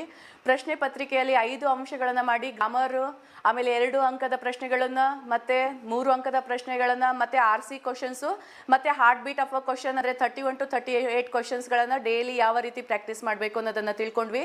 ಅದ್ರ ಜೊತೆಗೆ there is a girl by a track exam point of view ಇಂದ ಅಲ್ಲಿ RC ಕ್ವಶನ್ಸ್ಗಳನ್ನು ಕೇಳಲಾಗ್ತಿತ್ತು. ಆ RC ಕ್ವಶನ್ಸ್ಗಳನ್ನು ಯಾವ ರೀತಿ ಪ್ರಿಪೇರ್ ಮಾಡಬೇಕು ಅನ್ನೋದನ್ನು ಹೇಳ್ಕೊಡಲಾಗಿದೆ. ನಿಮಗೆ ಕೊಟ್ಟಂಥ RC ಕ್ವಶನ್ಸ್ಗಳನ್ನು ಏನು ಮಾಡ್ತಾ ಹೋಗ್ರಿ, ಕಾಲಮ್ಸ್ಗಳನ್ನು ಹಾಕ್ತಾ ಹೋಗ್ರಿ. ಡೈಲಿ ಒಂದೊಂದು ಪಾಠದನ್ನು ತಗೊಳ್ತಾ ಹೋಗ್ರಿ. ಒಂದೊಂದು ಪಾಠದನ್ನು ಮಾಡ್ತಾ ಹೋಗೋದ್ರಿಂದ RC ಕ್ವಶನ್ಸ್ಗಳನ್ನು ಯಾವ ರೀತಿ ಫಾಲೋ ಮಾಡಬೇಕು ಅನ್ನೋದು ಗೊತ್ತಾಗುತ್ತೆ. ಸಿಂಪಲ್ ಟೆಕ್ನಿಕ್ ಏನು, ಸೀರಿಯಲ್ ನಂಬರ್, ಸ್ಟೇಟ್ಮೆಂಟ್, ಹೂಮ್, ಈ ರೀತಿ ಮೆಥಡನ್ನು ಫಾಲೋ ಮಾಡಿರಿ. ಆಮೇಲೆ ಮೈಂಡ್ ಮ್ಯಾಪಿಂಗ್. ಈಗ ನೀವು ಎಕ್ಸಾಮ್ ಪಾಯಿಂಟ್ ಆಫ್ ವ್ಯೂ ಇರೋದ್ರಿಂದ ನಿಮ್ಮ ಮೈಂಡ್ ಮ್ಯಾಪಿಂಗ್ ಇನ್ನು ಅಪ್ಕಮಿಂಗ್ ಯಾವುದೇ ಕೋರ್ಸ್ಗಳನ್ನು ಮಾಡ್ತಾ ಇದ್ದಾಗ, ಯಾವುದೇ ಒಂದು ಸ್ಟಡಿಯನ್ನು ಮಾಡಬೇಕಾದಾಗ ಮೈಂಡ್ ಮ್ಯಾಪಿಂಗ್ ಆರ್ ಕಾನ್ಸೆಪ್ಟ್ ಮ್ಯಾಪಿಂಗನ್ನು ಸ್ಟಡಿ ಮಾಡ್ತಾ ಹೋಗಿ. ಮತ್ತು ಗ್ರಾಮರ್ ಆಸ್ಪೆಕ್ಟಲ್ಲಿ ನಾವು ಡೀಲ್ ಮಾಡಿದ್ದು ಪ್ರೊಫೈಲ್ ರೇಟಿಂಗ್, ಯಾವ ರೀತಿ ಕೊಟ್ಟಂಥ ವಿಷಯಗಳನ್ನು ಪ್ರೊಫೈಲ್ ಮಾಡ್ಬೋದು. ನೀವೊಂದು ಪ್ರಶ್ನೆಯನ್ನು ಕೇಳ್ಬೋದು, ಹುಡುಗಿ ಇದ್ದಂದರೆ ಏನು ಮಾಡಬೇಕು, ಹರ್ ಅಂತ ಯೂಸ್ ಮಾಡಿರಿ.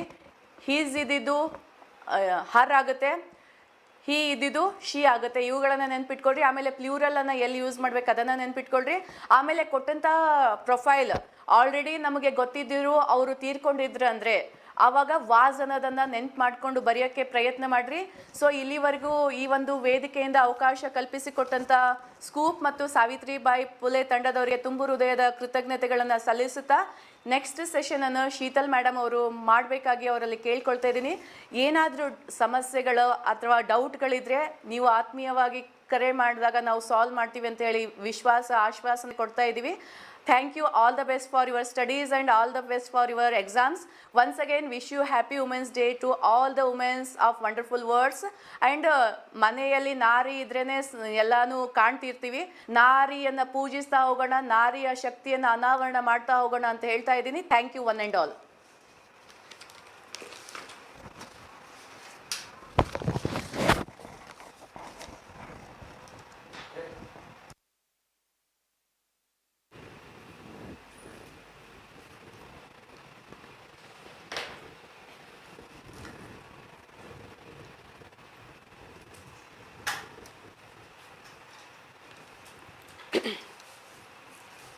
Thank you, ma'am. Good evening, children. Once again, I'm here back. I hope you all are doing your study well. Today, I'm going to tell you how to prepare Grandma Climbs a Tree, written by Ruskin Bond.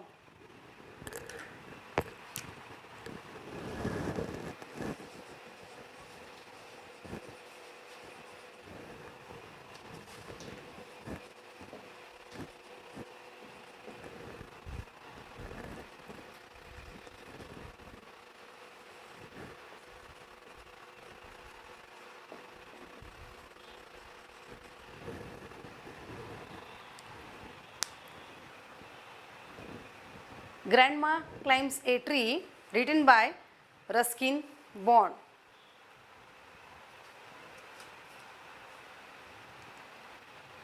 Children,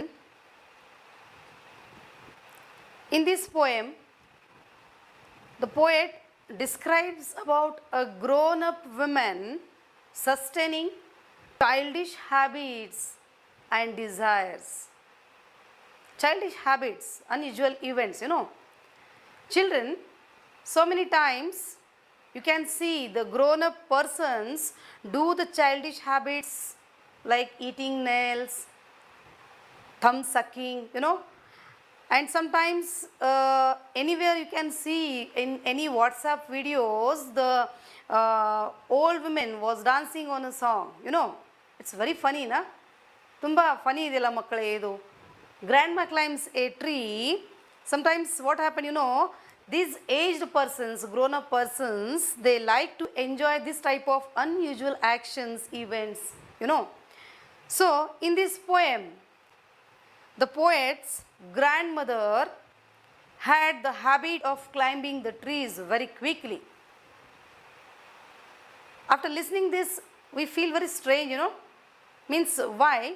See, look at these children. Grandma Climbs a Tree. This poem is actually, according to your exam, this is for your 4-mark questions. This is very important poem, children. So, you will have to prepare this poem regarding some points, important points for this poem. So, Ruskin Bond, he calls his grandmother is, yes, genius. Right? You are absolutely right, children. Grandmother was very genius because why? There is the reason. She's not like other grandmother. She's very genius because she could climb the trees at the age of 62. ನೋಡಿ ಇಡೀ ವಯಸ್ಸದಲ್ಲಿ ಗಿಡವನ್ನು ಏರಬೇಕು means this is not a easy task. Actually, in the old age, actually the persons, they need the support for walking, at least walking. But in the age of 62, ಕವಿ ಏನು ಹೇಳ್ತಾನೆ, ಅಜ್ಜಿ ತುಂಬ genius. Yes, definitely we should say she is very genius. And she was passionate to climb the trees. ಇದನ್ನು ಒಂದು point ನಾವು ಇಲ್ಲಿ ಹೇಳಬೇಕಾಗ್ತದೆ. Okay, and actually this is a talent she learned from her loving brother at the age of 6. You know, makale, it would be better to you have your textbook, because stanza wise you can see here the stanza wise, see, no need to see, just turn on, no need to see the entire, first one ma'am, ಕೆಳಗಡೆ ಅಲ್ಲಿ ಕೆಳಗಡೆ madam, Ruskin bond photo. No need to see the entire, yes, only one. Take mouse. So, grandma climbs a tree, just see, I will give you some important points, ma'am. Just click on that 2 times. Shut off the light. Light ತೆಗೆದ್ಬಿಡಿ. Okay, ma'am, I'll come there. 2 times click on the same. Barla? See.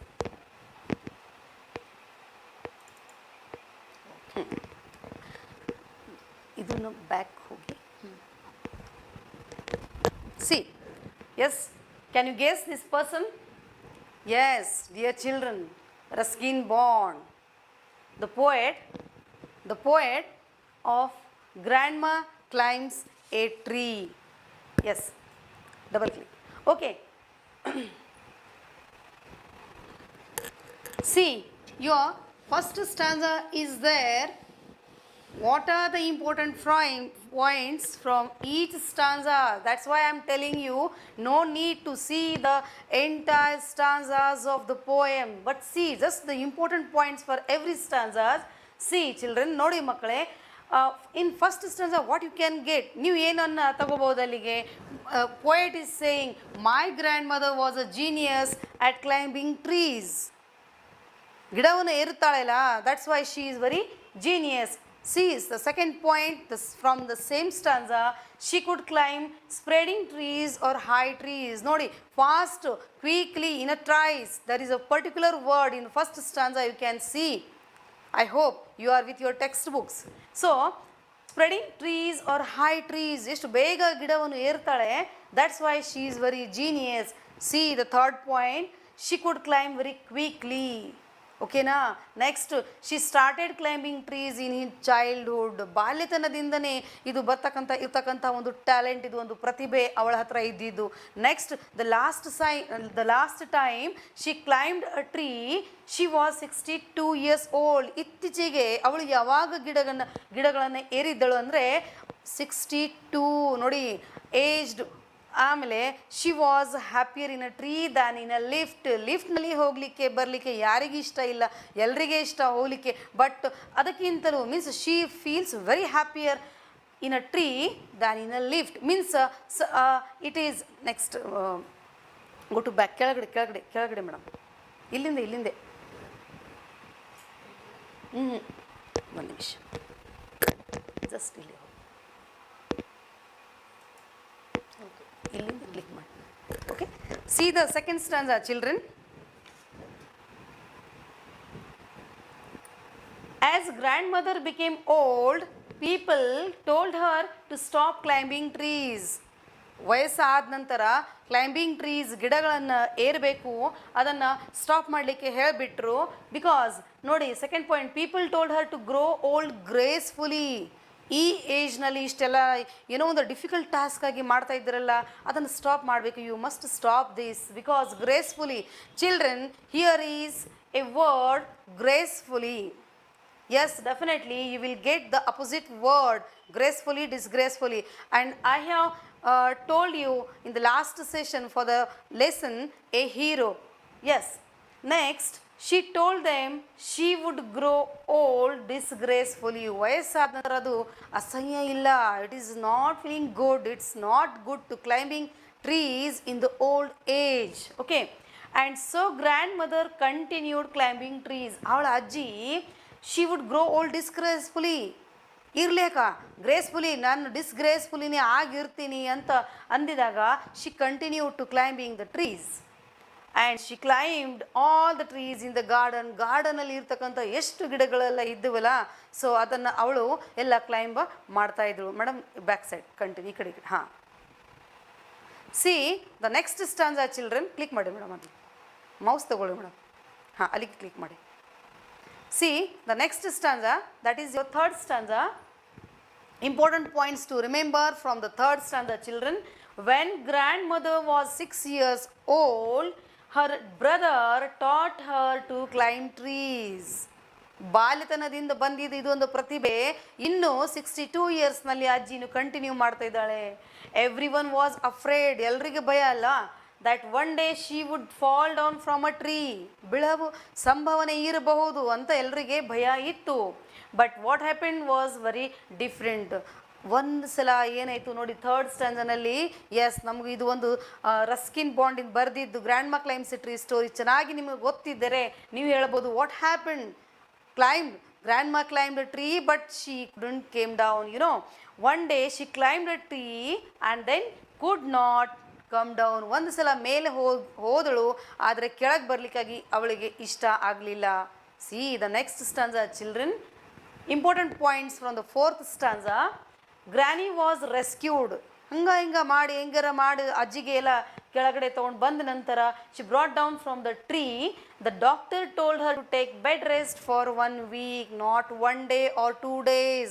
For 1 week she has been advised to take the rest. So doctor, he advised to take the bed rest for 1 week. See the next point. The family was happy to hear this. Family ಎಲ್ಲ ಜನ they feel very happy. ಹುಷಪ್ಪ, ಸರಿ ಆಯಿತು, ಚಲೋ ಆಯಿತು, ಅಜ್ಜಿನೂ ಒಂದು ಸಲ ಮತ್ತೆ ಹೋಗಲ್ಲ ಅಂತ they feel very happy to listen this. Okay, and Granny was not happy, but ಎಲ್ಲರೂ ಹ್ಯಾಪಿ ಆಗಿದ್ರು. Granny, she was not happy because she likes to climbing the trees and being forced to stay in a room. ಅವಳಿಗೆ ಒಂದು force ಮಾಡಲಾಯ್ತು, force to stay in the bedroom. ಒಂದು ವಾರ ಅವಳು rest ಮಾಡ್ಕೋಬೇಕು, ಅದನ್ನು ಅವಳಿಗೆ ತುಂಬ ಬೇಜಾರಾಯಿತು. The summer breeze and dancing leaves were calling out to her. ನೋಡಿ, ಬೆಡ್ರೂಮ್ನಲ್ಲಿ ಇದ್ರು ಕೂಡ ಅಜ್ಜಿ what she was seeing, summer breeze, ತಂಪಾದ ಗಾಳಿ, ಆ್ಯಂಡ್ ಡ್ಯಾನ್ಸಿಂಗ್ ಲೀವ್ಸ್, ಒಳಗಡೆಯಿಂದನೇ ಎಲ್ಲ ಹೊರಗಡೆಯಿಂದ ಎಲ್ಲ ಇರ್ತಕ್ಕಂಥ ಸುಮ್ಮನೆ ನೋಡ್ತಾ ಇದ್ರು. But everything is calling Har. Okay, because that was her passion.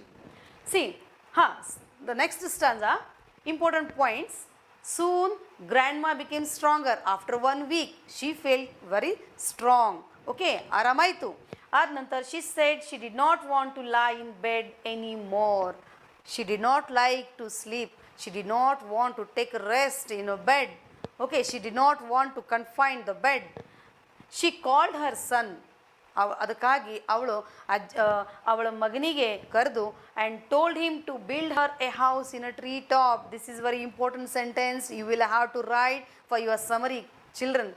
Okay, just she called her son and she demanded a house in a tree top.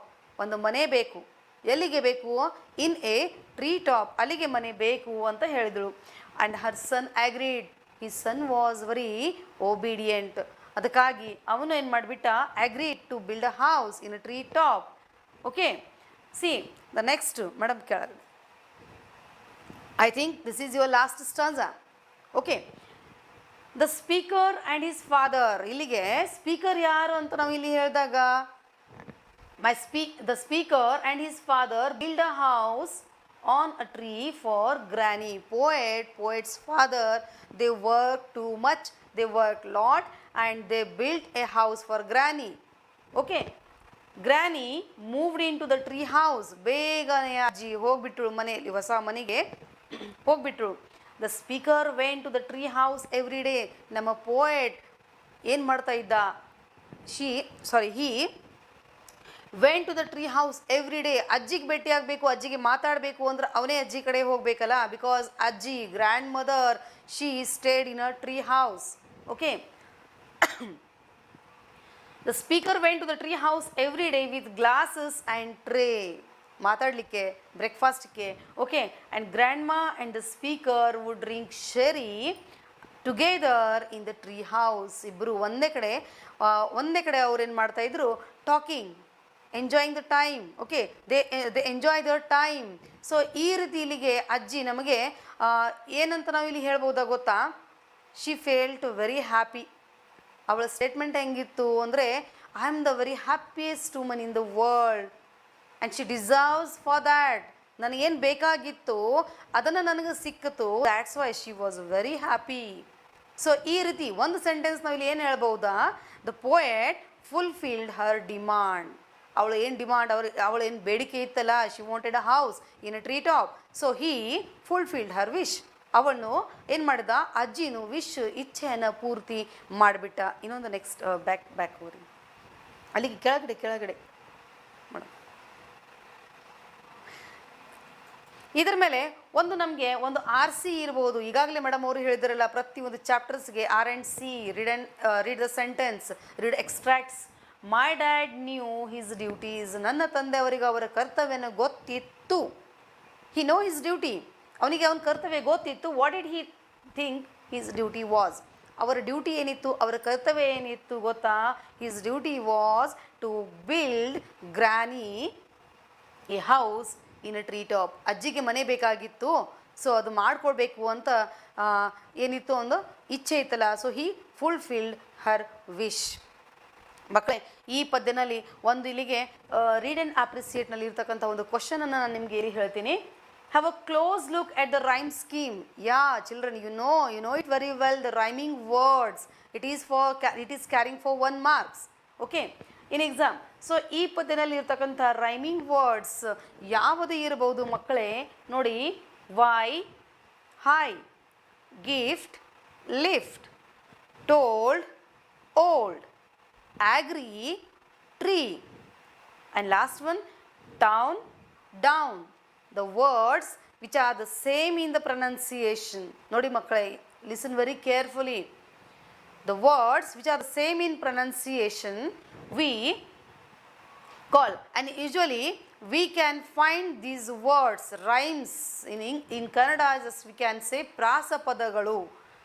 ಇಲ್ಲಿ ನಾವು ಇದು ಎಲ್ಲಿಗೆ ನಾವು ನೋಡಬಹುದು ಅಂದರೆ, usually we can find it in the poems. ಕವನಗಳಲ್ಲಿ ಮಾತ್ರ ನಾವು ಅದನ್ನು ಹುಡುಕ್ಬೋದು, specially in the first line, the last word of the first line, and respectively the next line of the last word of the next line, you know. So these are the rhyming words, and I hope you can write it very easily. You know it very well. ಮಕ್ಕಳೇ, ಇಲ್ಲಿ ತಾನೇ ನಾವು ಏನು ಹೇಳಿದ್ದೇವೆ, ಇಲ್ಲಿಗೆ grand ಮಾ climbs a tree.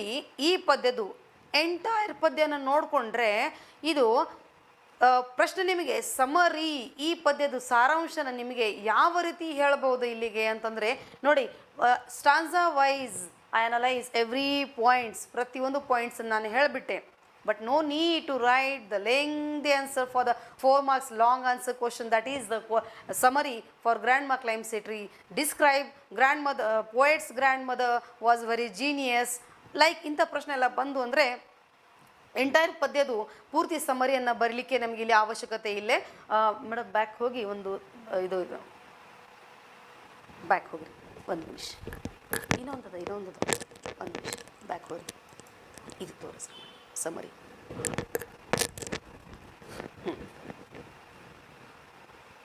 Double click ಒಂದು ನಿಮಿಷ.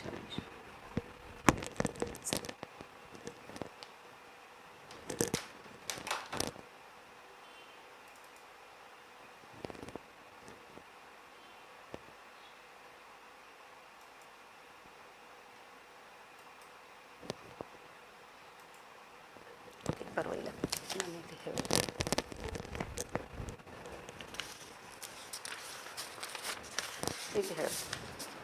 Okay children,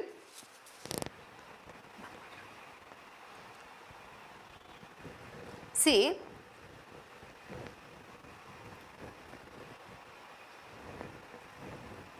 no need to write the entire stanzas analysis for this poem summary. I will give you some important points, only 9 points. In the points you can write the summary of this poem, Grandma Climbs a Tree. So first point is, yes, ನಿಮಗೆ ಎಲ್ಲ ಗೊತ್ತಾಗಿದೆ, poet calls his grandmother is genius. ಯಾ ನೋಡಿ, ಒಂದೊಂದು ಪಾಯಿಂಟ್ಸನ್ನು ಇಲ್ಲಿ ತನಕ ನಾನು ಹೇಳಿದ್ದು ಪ್ರತಿಯೊಂದು ಸ್ಟಾಂಡದಲ್ಲಿ ಏನು ಹೇಳಿಬಿಟ್ಟಿನಲ್ಲ ನಿಮಗೆ, ಅದರಾಗಿಂದು ಕೆಲವು ಪಾಯಿಂಟ್ಸನ್ನು ತೊಗೊಂಡ್ಬಿಟ್ರೆ, yes you can put simply numbers, or yes, you can put the stars for each points while writing the answer, while writing the summary for this poem. ಒಂದು ಯಾವುದೊಂದು ಸ್ಟಾರ್ ಮಾರ್ಕ್ಸ್ ಹಾಕಿ ಪಾಯಿಂಟ್ಸನ್ನು ಬರಿಬೋದು, ಇಲ್ಲಾಂದರೆ ಸಿಂಪ್ಲಿ ಒಂದು ನಂಬರ್ಸ್ ಹಾಕ್ಕೊಂಡು continue ಮಾಡ್ಬೋದು. Your first point is poet calls his grandmother genius. Yes, she learned to climb a tree when she was 6. This is your second point. Okay, next, even at the age of 62 she use to climb a tree. ಇಳಿಯುವ ವಯಸ್ಸಲ್ಲಿ ಕೂಡ ಅಜ್ಜಿ ಇನ್ನೂ continue ಮಾಡ್ತಾ ಇದ್ದಳು. People said it was, yes, disgraceful. This is not good ಅಂತ people ಹೇಳಿದ್ರ. That is your fourth point. Next, one day she climbed a tree. ಇದೆಲ್ಲರಿಗೂ ಗೊತ್ತದಲ್ಲ, one day she climbed a tree but could not come down. ಅಜ್ಜಿ ಕೆಳಗೆ ಬಂದೇ ಇಲ್ಲ. ಆದ ನಂತರ doctor advised her, ನೋಡಿ, doctor advised her 1 week bed rest. ಓಕೆನಾ? ಆದ ನಂತರ ಸ್ಟೇಯಿಂಗ್ ಇನ್ ಬೆಡ್, ಅಜ್ಜಿನ ಹಾಲತ್ ಹೆಂಗಾಯಿತು? Staying in bed like hell for her. Okay, confined bed means it is just small jail, small hell like for her. And next point, that is your 8th point, second last point, she demanded a house in a tree top as soon as she recovered. ಯಾವಾಗ ಅವಳಿಗೆ ಆರಾಮಾಯಿತು ಅವಾಗೆ ಅವಳು ಒಂದು ಮನೆಯನ್ನು ಬೇಡ್ಕೊಂಡಳು. Okay, and last point ಏನು ಬರ್ತದೆ ಮಕ್ಕಳೇ ಇಲ್ಲಿ ಗೊತ್ತಾ? ಹರ್ ಸನ್ ಫುಲ್ಫಿಲ್ಡ್ ಹರ್ ವಿಶ್. ಅವಳ ಮಗ ಅಜ್ಜಿಂದು ಏನು ಮಾಡಿಬಿಟ್ರಿಲ್ಲಿ, ಒಂದು ಇಚ್ಛೆನ, ಮನೆ, ಆ ಮರದ ಮೇಲೆ ಮನೆ ಬೇಕಾಗಿತ್ತು ಅಂತ ಏನು ಇಚ್ಛೆ ಇತ್ತಲ್ಲ ಅದನ್ನು ಫುಲ್ಫಿಲ್ ಎಲ್ಲ ಮಾಡಿಬಿಟ್ರು. ಓಕೆ ಮಕ್ಕಳೇ, so C very easy. Grandma climbs a tree. Usually it will ask for summary. So this is for long answer question. So everybody you will have to prepare like this. So text ಬುಕ್ನಲ್ಲಿ ನಿಮಗೆ, ಸಾರಿ, question ಪೇಪರ್ನಲ್ಲಿ ನಿಮಗೆ next madam ಅವರು ಈಗಾಗಲೇ ಹೇಳಿದರು, question paper ಎಲ್ಲ ಇಷ್ಟು ವ್ಯವಸ್ಥಿತೆಲ್ಲ analyse ಮಾಡಿ ಹೇಳಿದರು. So you will must know every question numbers children. So ಇವಾಗ ನಾನು ನಿಮಗೆ ಮತ್ತೆ ಪಿಕ್ಚರ್ ರೀಡಿಂಗ್ ಬಗ್ಗೆ ಇಲ್ಲಿ ಹೇಳಲಿಕ್ಕೆ ಇಷ್ಟಪಡ್ತೀನಿ. Picture reading is your question number 33.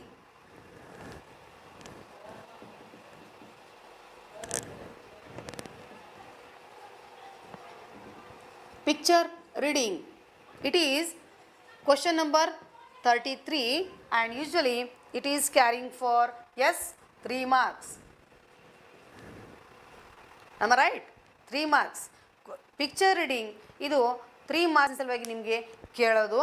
ಆದರೆ ಇಲ್ಲಿಗೆ ನೀವೇನು ಮಾಡಬೇಕು, it is nothing but just description about the picture. In every question paper you have studied it well. First of all, what to do? Picture reading ಬಂತಂದರೆ ನೀವೇನು ಮಾಡ್ತೀರಾ? What to do? Observe the picture. First of all ಪಿಕ್ಚರನ್ನು ಸರಿಯಾಗಿ ನೀವೇನು ಮಾಡ್ಕೋಬೇಕು? Observe ಮಾಡ್ಕೋಬೇಕು. ಏನು observe ಮಾಡ್ತೀರಾ? What is there in that picture? ಆ ಚಿತ್ರನಲ್ಲಿ ಏನಿದೆಯಲ್ಲ ಅದನ್ನು ನೀವು ಸರಿಯಾಗಿ ನೋಡ್ಕೋಬೇಕು. ಫಸ್ಟ್ ಆಫ್ ಆಲ್ ಇಲ್ಲಿಗೆ ಏನು ನೋಡ್ತಾ ಇದ್ದೀರಿ ಅಂತಂದ್ರೆ, what is there, what is there in that picture. Just observe it very well and just try to get what is there, what is in there and what you can get. ನೀವು ಏನೇನು ನೋಡಬಹುದು ಅಲ್ಲಿಗೆ ಅಂದರೆ, ಆ ಚಿತ್ರಣದಲ್ಲಿ ನಿಮಗೆ ಗೊತ್ತಾಯಿತು ಅಂತಂದರೆ, after that you will have to write a simple paragraph. And for writing that paragraph you must begin your paragraph by in the given picture. In the given picture, ಕೊಟ್ಟಿರುವ ಚಿತ್ರದಲ್ಲಿ. Yes, in Kannada you can say ಕೊಟ್ಟಿರುವ ಚಿತ್ರದಲ್ಲಿ ಏನೇನಿದೆಯಲ್ಲ. ಇಲ್ಲಾಂದರೆ one more way, the picture is about, ಕೊಟ್ಟಿದ್ದು ಚಿತ್ರ ಎದರ ಬಗ್ಗೆ ಇದೆ. See that what is there in that picture, ಆ ಚಿತ್ರ ಎದರ ಬಗ್ಗೆ ಇದೆ ಅಂತ ನೀವು ಯಾವಾಗ ಫೈಂಡ್ ಔಟ್ ಮಾಡಲಿಕ್ಕೆ ಸ್ಟಾರ್ಟ್ ಮಾಡ್ತಿರೋ ಅವಾಗೆ ಆ ಚಿತ್ರದಲ್ಲಿ ಇರ್ತಕ್ಕಂಥ ಎಲ್ಲ names, that is called as noun. ನಾಮಪದಗಳ ಮೀನ್ಸ್ ನೇಮ್ಸ್ ಸಿಂಪ್ಲಿ ನೇಮ್ಸ್, ಎಲ್ಲ ಹೆಸರುಗಳು ಏನೇನು ಕಾಣ್ತಾ ಇದೆಯಪ್ಪ, maybe for example bird, okay, animal, boy, child, okay, garden, okay, school, right, like this. These are the names, means what you can see in that picture, maybe about that is given in that picture. There is a bird, there may be bird irbodu, animal irbodu, boy irbodu, girl irbodu, man irbodu, garden irbodu, school irbodu, temple irbodu, whatever may be, just try to find out what is there in that picture. And after that, next ಏನು ಮಾಡ್ತೀರಾ, first of all ಇದನ್ನು find out ಮಾಡಿದರೆ next ಏನು find ಮಾಡ್ತೀರಾ ಅಂತಂದರೆ, ಏನೇ ಇದ್ದರೂ ಇವೆಲ್ಲ ನೇಮ್ಸ್ ಯಾವಾಗ ನೀವು ಫೈಂಡ್ ಔಟ್ ಮಾಡ್ತಿರೋ ಆದ ನಂತರ actions done by the people ಅಥವಾ the things done by the things people.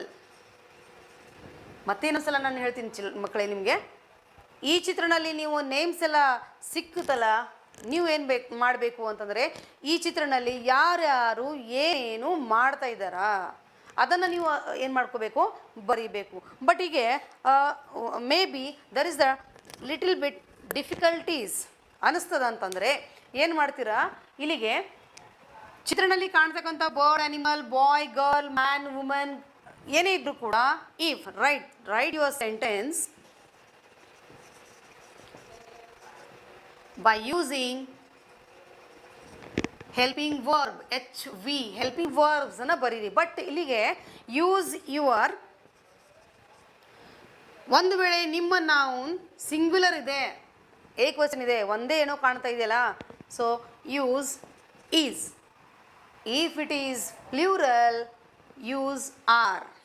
C, ಒಂದೇ ಇದೆ, ಸಿಂಗಲ್ ಇದೆಯಪ್ಪ, ಈಸ್ ಯೂಸ್ ಮಾಡಿ. ಇದೆ, there is a bird, okay, so many birds are there, ಒಂದು ವೇಳೆ there are birds, okay. Child, there is a child holding whatever maybe. ಮಕ್ಕಳಿದ್ದಾರೆ, there are children. Child is singular and children is a plural. So it is depend on you if your noun is singular or plural.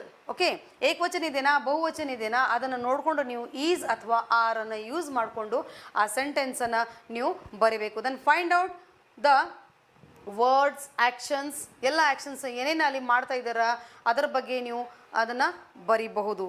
ಮಕ್ಕಳೇ, ಇಲ್ಲಿಗೆ ಆದಷ್ಟು ನಿಮಗೆ ಲಾಸ್ಟಿಗೆ ಒಂದು ವೇಳೆ if you can write the moral of the picture, ಇದನ್ನು ನಿಮ್ಗೆ ಬರೀಲಿಕ್ಕೆ ಆಯಿತು. So write it in a very easy way. What you can find in that picture, what is that picture about, ಈ ರೀತಿ ನಿಮಗೆ ಏನು ಅರ್ಥ ಆಯಿತು ಅನ್ನೋದು ಮಾರಲ್ ಆಫ್ ದ ಪಿಕ್ಚರ್ನಲ್ಲಿ ಲಾಸ್ಟಿಗೆ ನೀವು ಅದನ್ನು ಆ ಪಾಯಿಂಟನ್ನು ಬರಿಬೋದು. This is your first point, this is your second point and this is the third point.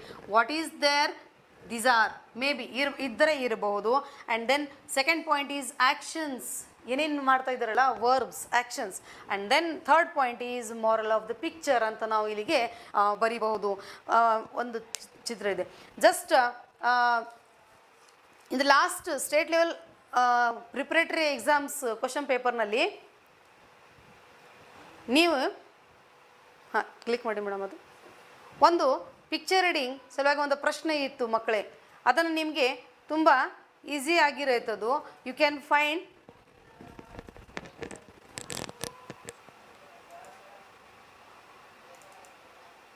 Double click. ಹಾಂ, ಸಿ, ವೆರಿ ಗುಡ್. ಓ,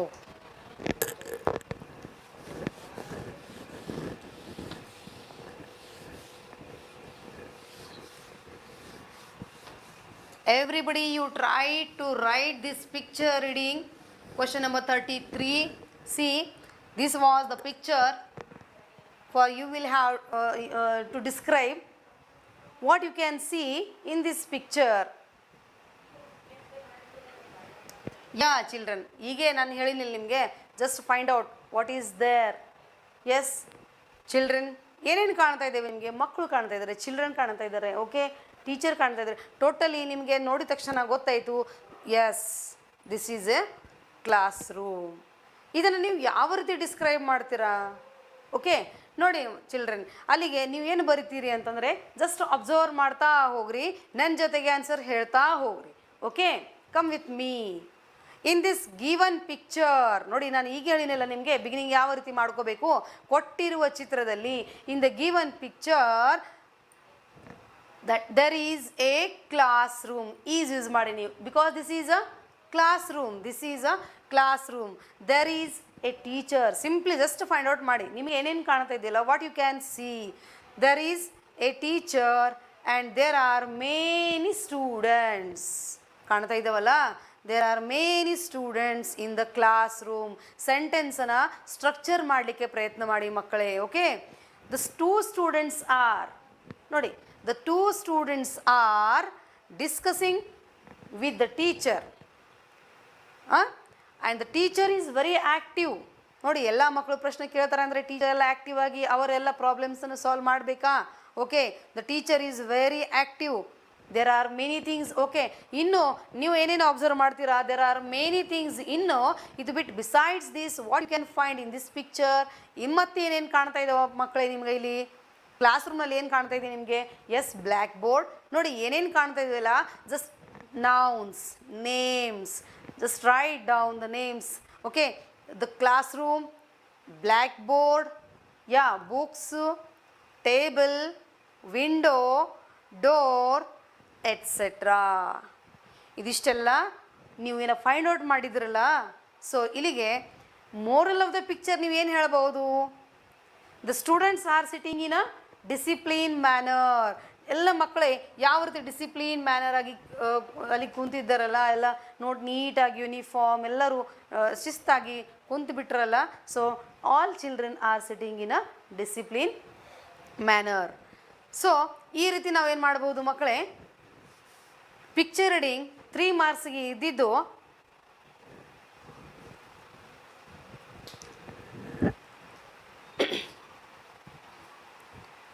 3 ಮಾರ್ಕ್ಸ್ ಸಲುವಾಗಿ ಕೊಟ್ಟಿದ್ದು ನಿಮ್ಗೆ ಪಿಕ್ಚರ್ ರೀಡಿಂಗ್ ಈ ರೀತಿ ತುಂಬ ಈಸಿಯಾಗಿ ನೀವು ಬರೀಬಹುದು. ಪ್ರತಿಯೊಂದು ಪ್ರಶ್ನೆಗಳಿಗೆ ಸರಿಯಾಗಿ ಸ್ವಲ್ಪ ಲಕ್ಷ್ಯ ಕೊಟ್ಟು ಹಾರ್ಡ್ ವರ್ಕ್ ಮಾಡಿಕೊಂಡು ಅದನ್ನು ಅರ್ಥ ಮಾಡಿಕೊಂಡು ನೀವು ಪ್ರತಿಯೊಂದನ್ನು ಓದಲಿಕ್ಕೆ ಪ್ರಯತ್ನ ಮಾಡ್ತೀರಿ ಅಂತಂದರೆ ಡೆಫಿನೆಟ್ಲಿ ಎಲ್ಲನೂ ನಿಮ್ಗೆ ಈಸಿ ಅನ್ನಿಸ್ತಾ ಇದೆ.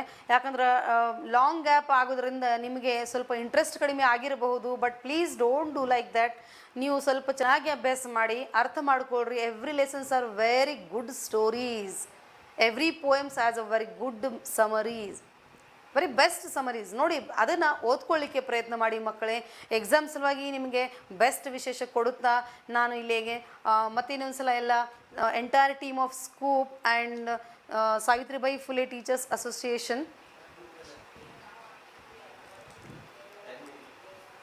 ಓಕೆ, ಸೊ ಇವರಿಗೆ ನಾನು ಥ್ಯಾಂಕ್ಸ್ ಹೇಳ್ತೀನಿ. ಯಾಕಂದರೆ ನಮಗೆ ಇಲ್ಲಿಗೆ ಅವರು ಅವಕಾಶ ಮಾಡಿಕೊಟ್ಟಿದ್ರು. ಮತ್ತು ಈಗಾಗಲೇ ನಮ್ಮ ಕೋವರ್ಕರ್ ಆಗಿ ನಾಗರತ್ನ ಮೇಡಮ್ ಅವರು ಕೂಡ ನಮಗೆ ಇಲ್ಲಿ ಕ್ವಶನ್ ಪೇಪರ್ದು ಅನಾಲಿಸಿಸ್ ಯಾವ ರೀತಿ ಹೇಳಿದರು ಅದು ಬಹಳ ಈಸಿ ಮೆಥಡ್ಲಿಂದ ಹೇಳಿಬಿಟ್ರು. ಅದು ನೋಡಿದ ತಕ್ಷಣ ಮಕ್ಕಳೇ ನಿಮಗೆಲ್ಲ ಬಹಳ ಬೆಸ್ಟ್ ಮೆಥಡಿಂದ ನೆನ್ಪಿಟ್ಕೊಳ್ಳಿಕ್ಕೆ ಆಗ್ತದೆ ಅಂತ ಡೆಫಿನೆಟ್ಲಿ ನನಗೆ ಅನ್ನಿಸ್ತದೆ ಅದು. ಬಿಕಾಸ್ ಅದನ್ನು ಪ್ರತಿಯೊಂದು ನೋಡಿಕೊಂಡ್ರೆ ಎಷ್ಟು ಚೆನ್ನಾಗಿ ಹೇಳಿಬಿಟ್ರು. ನೋಡು, I was there, heartbeat of the question paper ಅಂತ ಹೇಳಿದರು. ಎಷ್ಟು ಚೆನ್ನಾಗಿ ಹೇಳಿದರು. ಮೀನ್ಸ್ ನಾನು ಹೇಳಬೇಕಾದ್ರೆ ನಿಮಗೆ ನಿಮ್ಮ ಭಾಷೆಯಲ್ಲಿ ಹೇಳಬೇಕಾದ್ರೆ ಎಲ್ಲ ಮಾರ್ಕ್ಸ್ ನಮ್ಮ ಪಾಕೆಟ್ನಲ್ಲಿ ಯಾವಾಗ ಬೇಕು ಅವಾಗ ನಾವೇನು ಮಾಡ್ಬೋದು, ತೊಗೋಬಹುದು. ಓಕೆನಾ? ನೋಡಿ ಅದನ್ನು last year we use the word passing package. ನೋಡಿ ಅದೊಂದು ನಮಗೆ support.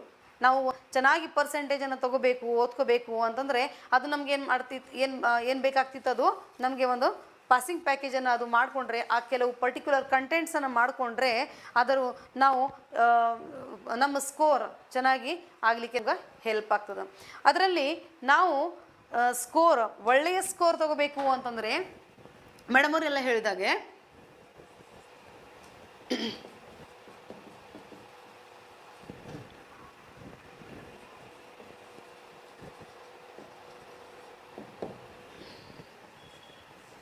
picture reading,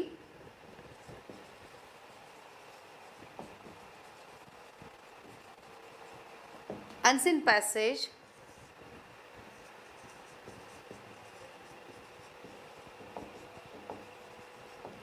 letter writing,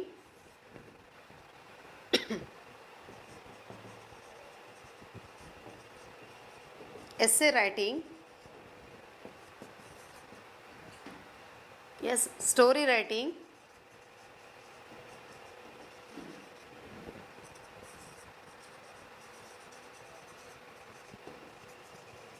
memorization, that is poem,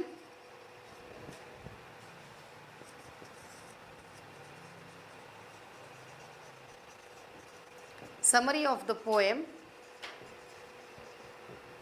yes, which part, just I am leaving here, picture reading, unseen passage, letter, essay, story, memorization, summary of the poem, profile writing, yes, ಈಗಾಗಲೇ madam ಅವ್ರು ಹೇಳಿದ್ರಲ್ಲ profile writing. ಕೆಲವು ಪಾರ್ಟ್ಸನ್ನು ಸರಿಯಾಗಿ ನಾವು ನೋಡಿಕೊಂಡ್ರೆ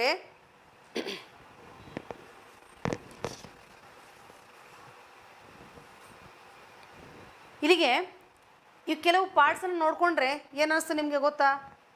ನೋಡಿ, picture reading is carrying for 3 marks, unseen passage is carrying for 4 marks, right?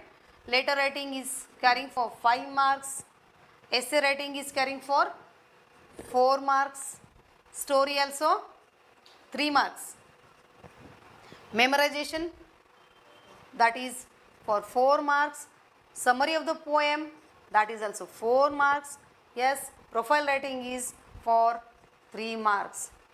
Now see how easy questions ಆದ ಇವೆಲ್ಲ ನೋಡಿಕೊಂಡ್ರೆ ನಮ್ಗೇನು ಅನ್ನಿಸ್ತು, yeah this is really very easy, ಇವೆಲ್ಲ ನಾವು ಮಾಡ್ಬೋದು. ಇಷ್ಟೆಲ್ಲ ನಾವು ಈಗಾಗಲೇ ನೋಡಿದ್ದೀವಲ್ಲ, ಮೇಡಮ್ ಅವರು ಪ್ರೊಫೈಲ್ ರೈಟಿಂಗ್ ಹೇಳಿದರು, ನಾನು ಪಿಕ್ಚರ್ ರೀಡಿಂಗ್ ಹೇಳಿದೆ, ಗ್ರ್ಯಾಂಡ್ ಮಾಸ್ ಸಮರಿ ಆಫ್ ಪೋಯಮ್ನು ಹೇಳಿದೆ. ಇಲ್ಲಿವರೆಗೆ ಟಿಲ್ ನಾವು you have too much prepared about all these questions in a very easy manner. ಎಲ್ಲನೂ ಮಾಡಿದ್ದೀರ ನೀವು, ಎಲ್ಲ ನಿಮಗೆ ಗೊತ್ತದ ಮಕ್ಕಳೇ. ಅಷ್ಟೇ ನಾವು ಯಾವಾಗ ನಿಮಗೆ ಹೇಳ್ತೀವಲ್ಲ, ಅಯ್ಯೋ ಇವೆಲ್ಲ ನಮಗೆ ಬರ್ತದಲ್ಲ, ನಾವು ಮಾಡ್ತೀವಲ್ಲ ಅಂತ ನಿಮ್ಗೆ ಹಂಗೆ ಅನ್ನಿಸ್ತದ. ಆದರೆ ನೀವು ಮಾಡಿಲ್ಲ ಅಂತಂದ್ರೆ ನಿಮಗೆ ಆ ರೀತಿ ಅನ್ಸಂಗಿಲ್ಲ. ಸೊ ಇದನ್ನು ಎಲ್ಲ ಪ್ರಾಕ್ಟೀಸ್ ಚಲೋ ಮಾಡಿರಿ. ಪ್ರಾಕ್ಟೀಸ್ ಎಲ್ಲ ಮಾಡಿಕೊಂಡ್ರೆ ನಿಮಗೆ ಪ್ರತಿಯೊಂದಕ್ಕೆ ಇಲ್ಲಿಗೆ ನಾವು specially 5 R, this is the letter R. What is R? ಇಲ್ಲಿಗೆ ನೀವು 5 Rಗಳನ್ನು ಒಂಚೂರು ಸ್ವಲ್ಪ ನೋಡ್ಕೋಬೇಕು. ಯಾವುದಂತಂದರೆ ಫಸ್ಟ್ ಆಫ್ ಆಲ್ ರೀಡಿಂಗ್ ಮಾಡಲೇಬೇಕು, ಓದಲೇಬೇಕು. Okay, this is our language ಇದು ನಾನು ಫಸ್ಟ್ ಸೆಷನ್ನಲ್ಲಿ ನಿಮಗೆ ಹೇಳಿದ್ದೆ. ಎಲ್ಲ ಸ್ಟೋರೀಸ್ ಇರ್ತವೆ, ಎಲ್ಲ ಪಾಠಗಳು ಅಂತಂದರೆ ಅದರಲ್ಲಿ ಇಲ್ಲ. ಒಂದು ಸಲ ಸ್ಟೋರಿ ನಮ್ಗೆ ಗೊತ್ತಾಯ್ತು ಅಂದರೆ no need to read again.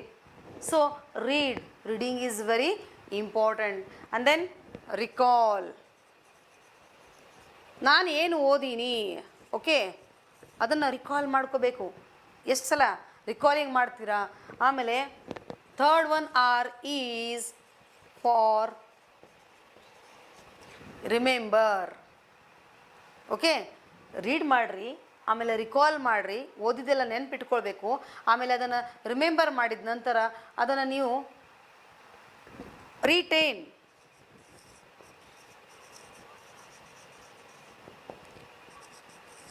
And then fifth one is reproduce. This is very important. ಲಾಸ್ಟಿಗೆ ನಾನು ಯಾವಾಗಲೂ ಹೇಳ್ತೀನಿ, ನಮ್ಮ ಸ್ಟೂಡೆಂಟ್ಸಿಗೆ ಯಾವಾಗಲೂ ಹೇಳ್ತೀನಿ, ನಾವು ಏನು ಮಾಡಿದ್ದು, ನಾವು ಎಷ್ಟು ಓದಿದ್ದೀವಿ, ಏನು ಓದಿದ್ದೀವಿ, ಅದನ್ನು ಮತ್ತೆ ಇನ್ನೊಂದ್ಸಲ ನಾವು ರೀಪ್ರೊಡ್ಯೂಸ್ ಮಾಡ್ತೀವಿ ಅಂತಂದರೆ ಅದನ್ನು ಒಂದು ಈಸಿ ಟೆಕ್ನಿಕ್ ಹೇಳ್ಕೊಡ್ತೀನಿ ಮಕ್ಕಳೇ. ನೀವು ಯಾವುದಾದ್ರೂ ಒಂದು ಪೋಯಮ್ ಮೆಮರೈಸೇಷನ್ ಇರಬಹುದು ಅಥವಾ ನಿಮ್ಮ ಸಮರಿನೇ ಇರಬಹುದು, ಅದನ್ನು ನೀವು ಯಾವಾಗ ಕಂಠಪಾಠ ಅಂತ ಹೇಳ್ತೀವಲ್ಲ, you will have to memorize every. ಹೇಗೆ ಮಾಡ್ತೀರಾ ಅಂತಂದ್ರೆ just read for 3 times or more than 3 times, 5 times ಓದ್ಕೊಳ್ರಿ. ಓದ್ಕೊಂಡು ಅದನ್ನು ನಿಮ್ಗೆ ಡೆಫಿನೆಟ್ಲಿ ನಿಮ್ಗೆ ಏನಾಗ್ತದೆ ಗೊತ್ತದ, ಅದನ್ನು ಅರ್ಥ ಆಗ್ತದೆ. ಅದರದ್ದು ಅರ್ಥ ಆಯ್ತಂತಂದರೆ ನೀವು ಅದನ್ನು ಏನು ಮಾಡ್ಕೋಬೇಕು, ಫಸ್ಟ್ ರೀಡಿಂಗ್ ಆದ ನಂತರ reading 3 to 5 times automatically then ನಿಮ್ಮ ಇಂಟ್ರೆಸ್ಟ್ ಕೂಡ ರೈಟಿಂಗ್ ಮಾಡಲಿಕ್ಕೆ ಆಗ್ತದೆ. ಅಲ್ಲಿಗೆ ನೀವು ಎಷ್ಟು ಸಲ ಬರಿತೀರೋ ಅಂತಂದರೆ ನೋಡಿ, ರೀಡಿಂಗ್ ಆದ ನಂತರ ಯಾವಾಗ ರೈಟಿಂಗ್ ಸ್ಟಾರ್ಟ್ ಮಾಡ್ತಿರಲ್ಲ, ಫಸ್ಟ್ ಟೈಮ್ ಸೆಕೆಂಡ್ ಟೈಮ್ ಯಾವಾಗ ಅದು ಸೇಮ್ ಸ್ಟ್ಯಾಂಡನ್ನು ರೈಟಿಂಗ್ ಮಾಡ್ತಿರಲ್ಲ, third time no need to your text book, ಅದನ್ನು ನಾನು ನೋಡ್ಕೊಂಡು ಬರಿಬೇಕು ಅನ್ನೋದು ಅವಶ್ಯಕತೆ ಇಲ್ಲ ಮಕ್ಕಳೇ. ನೀವು ಡೆಫಿನೆಟ್ಲಿ ಆ ಥರ್ಡ್ ಟೈಮ್ ಮಾತ್ರ ನೀವು ನೋಡಲಾರ್ದನೆ ಬರಿಬಹುದು. So this is the very easy way for memorise. ಈ ರೀತಿ ಪ್ರತಿಯೊಂದನ್ನು ನೀವು stanza, memory, poem, it is for here choice. Quality of ಮರ್ಸಿಯರ ಮಾಡಿರಿ, ಇಲ್ಲಾಂದರೆ ಬ್ಲೈಂಡ್ ಬಾಯ್ ಅದನ್ನು ಮಾಡಿಕೊಡ್ರಿ. ಸಿಂಗಿಂಗ್ ದ ಪೋಯಮ್ಸ್, ಇದು ಒಂದು ಬಹಳ ಈಸಿ ಟೆಕ್ನಿಕ್ ಹೇಳ್ಕೊಡ್ತಾ ಇದ್ದೀನಿ ನಿಮಗೆ ಮಕ್ಕಳೇ. ಪ್ರತಿಯೊಂದು ಪೋಯಮನ್ನು ನೀವು ಸಿಂಗಿಂಗ್ ಮಾಡ್ತಿರೋ, which you like any tunes, no need means teachers ಹೇಳಿದ್ದಾರೆ ಅದನ್ನು ನಾವು ಮಾಡ್ಕೋಬೇಕು ಅಂತೇನಿಲ್ಲ. ಯಾವುದನ್ನು ಟ್ಯೂನ್ಸನ್ನು ಕ್ಯಾಚ್ ಮಾಡಿಕೊಂಡು ಅದ್ರ ಜೊತೆಗೇ ನೀವು ಪೋಯಮ್ಸನ್ನು ಹಾಡ್ತಿರೋ ಆವಾಗ ನಿಮಗದು ಭಾಳ ಬೇಗ ಬರುತ್ತೆ. ಯಾಕಂದ್ರೆ ನೋಡಿ, ಎಲ್ಲ ಮೂವೀಸನ್ನು ನೋಡ್ತಾ ಇರ್ತೀರಿ, ಸೊ ಎಲ್ಲ ಸಾಂಗ್ಸನ್ನು ಒಂದೇ ಸಲ ಕೇಳ್ಕೊಂಡ್ರೆ ಸಾಕು, ನಿಮ್ಗದೆಲ್ಲ ಬೇಗ ಬೈಹರ್ಟ್ ಆಗುತ್ತಲ್ಲ. ಸೊ ಅದನ್ನು ಅದೇ ಟ್ಯೂನ್ಸನ್ನು ಯೂಸ್ ಮಾಡಿಕೊಂಡು ಪ್ರತಿಯೊಂದು ಪೋಯಮ್ಸನ್ನು ಬೈಹರ್ಟ್ ಮಾಡಲಿಕ್ಕೆ ಪ್ರಯತ್ನ ಮಾಡಿ ಮಕ್ಕಳೇ. ಬ್ಲೈಂಡ್ ಬಾಯ್ನೂ ಭಾಳ ಸುಂದರ ಪೋಯಮ್ ಇದೆ, ಕ್ವಾಲಿಟಿ ಆಫ್ ಮರ್ಸಿನೂ ಸುಂದರ ಪೋಯಮ್ ಇದೆ. ಯಾವುದನ್ನು ಚಾಯ್ಸ್ ಈಸ್ ಯುವರ್ಸ್. 4 ಮಾರ್ಕ್ಸ್ ಈ ರೀತಿ ನೀವು ಮೆಮರೈಸ್ ಮಾಡ್ಕೋಬೇಕು. ಅದ ನಂತರ ನಿಮಗೆ ಒಂದೇ ಒಂದು ಲೆಟರ್ ರೈಟಿಂಗ್ ಬಗ್ಗೆ ಇಲ್ಲಿ ಹೇಳಲಿಕ್ಕೆ ನಾನು ಇಷ್ಟಪಡ್ತೀನಿ ಮಕ್ಕಳೇ. ಇಲ್ಲಿಗೆ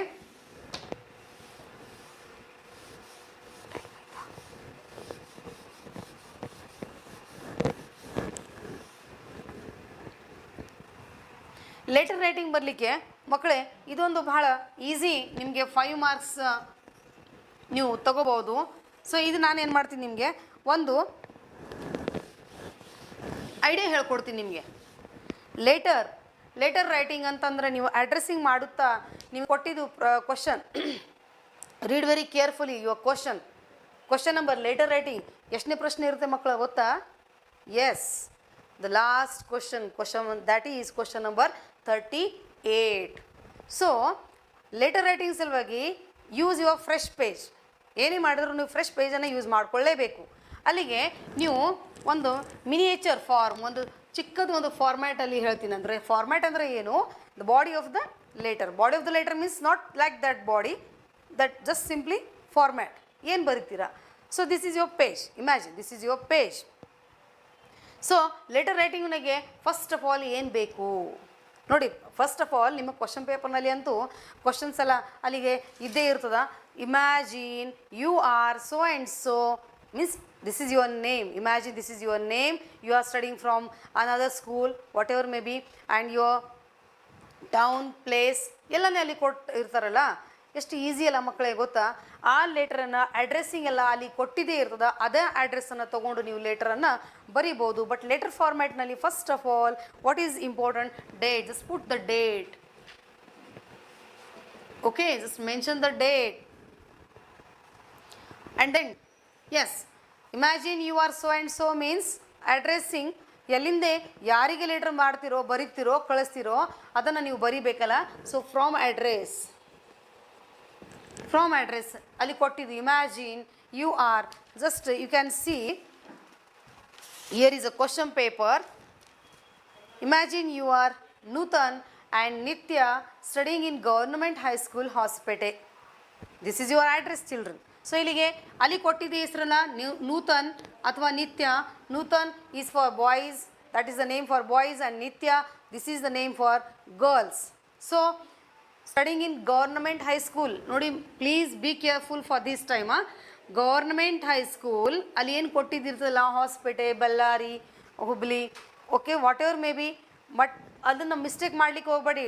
ನಿಮ್ಮ ಸ್ಕೂಲ್ ಹೆಸರು ನೀವು ಬರೀತ್ ಬಿಡ್ತೀರ ಅಂತಂದರೆ ಇದಕ್ಕೆ ಫ್ರಾಮ್ ಅಡ್ರೆಸ್ ಇರ್ತಕ್ಕಂಥ 1 ಮಾರ್ಕ್ಸ್ ಮಿಸ್ ಆಗ್ತದ. ಟು ಅಡ್ರೆಸ್ ಕೊಟ್ಟಿದ್ದು ಅಡ್ರೆಸ್ ಏನಿದೆಲ್ಲ government high school Hospet. Okay, to address ಏನು ಬರಿತಾ ಇದ್ದೀರಿ ನೋಡಿ. Same to address, write a letter to your father, maybe write a letter, it may be a personal letter or it may be a official letter. ಎಲ್ಲಿ ನಿಮಗೆ ಅಲ್ಲಿ ಕೊಟ್ಟಿದ್ದಾರಲ್ಲ write a letter to, ಅಲ್ಲಿಗೆ ನಿಮಗೆ ಏನದ ಅಡ್ರೆಸ್ಸಿಂಗ್ ಅಲ್ಲಿ ಸಿಗ್ಬಿಡ್ತದೆ ನಿಮಗೆ. write a letter to your uncle to thank him for his birthday gift. one question is here, ನಿಮ್ಮ letter ಅಂಕಲ್ಗೆ ಬರಿಬೇಕಲ್ಲ. ನೋಡಿ ಮಕ್ಕಳೇ, ಭಾಳಷ್ಟು ಮಕ್ಕಳು ಏನು ಮಾಡ್ತಾರೆ ಗೊತ್ತಾ? To uncle, okay, Hospet. Is this right? Is this right? No. Uncle, ಆ ಅಂಕಲ್ ಅಂದರೆ ಯಾವ ಅಂಕಲ್ಗೆ ಹಾಸ್ಪಿಟಲ್ನಲ್ಲಿ ಸೋ ಮೆನಿ ಅಂಕಲ್ಸ್ ಆರ್ ದೇರ್ನ ಎಲ್ಲಿ ಪೋಸ್ಟ್ಮನ್ ಕೊಡಬೇಕಾ?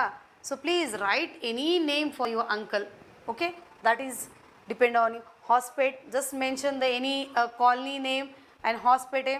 Okay, this is from address, this is to address, and then if it is personal letter, no need to write subject, ವಿಷಯನ ಬರೆಯೋದು ಅವಶ್ಯಕತೆ ಇಲ್ಲ. ಪರ್ಸನಲ್ ಲೆಟರ್ನಲ್ಲಿ ಡೈರೆಕ್ಟಾಗಿ ನೀವು ಡಿಯರ್ ಅಂಕಲ್ ಅಥವಾ ಏನು ಕೊಟ್ರೆ ನಿಮಗೆ ಫಾದರ್, ಫ್ರೆಂಡ್ ಕೊಟ್ರ just name the friend. Okay, how are you, I am fine, I hope you also fine. ವಿಷಯ ಏನು ಕೊಟ್ಟರೆ ನಿಮಗೆ ಬರ್ತ್ಡೇ ಗಿಫ್ಟ್ ಕೊಡಲಿಕ್ಕೆ ಧನ್ಯವಾದಗಳನ್ನು ಹೇಳಬೇಕಲ್ಲ. ಸೊ ಅದಕ್ಕಾಗಿ thanks for your gift. Birthday ಯಾವಾಗಿತ್ತು ಅದನ್ನು ನೀವು ಬರೋದು ಆಗಲಿಲ್ಲ, ಸೊ ಅದ್ರ ಬಗ್ಗೆ ಒಂದೆರಡು ಸೆಂಟೆನ್ಸನ್ನು ಇಲ್ಲಿ ಮೆನ್ಷನ್ ಮಾಡ್ಕೋತೀರಾ.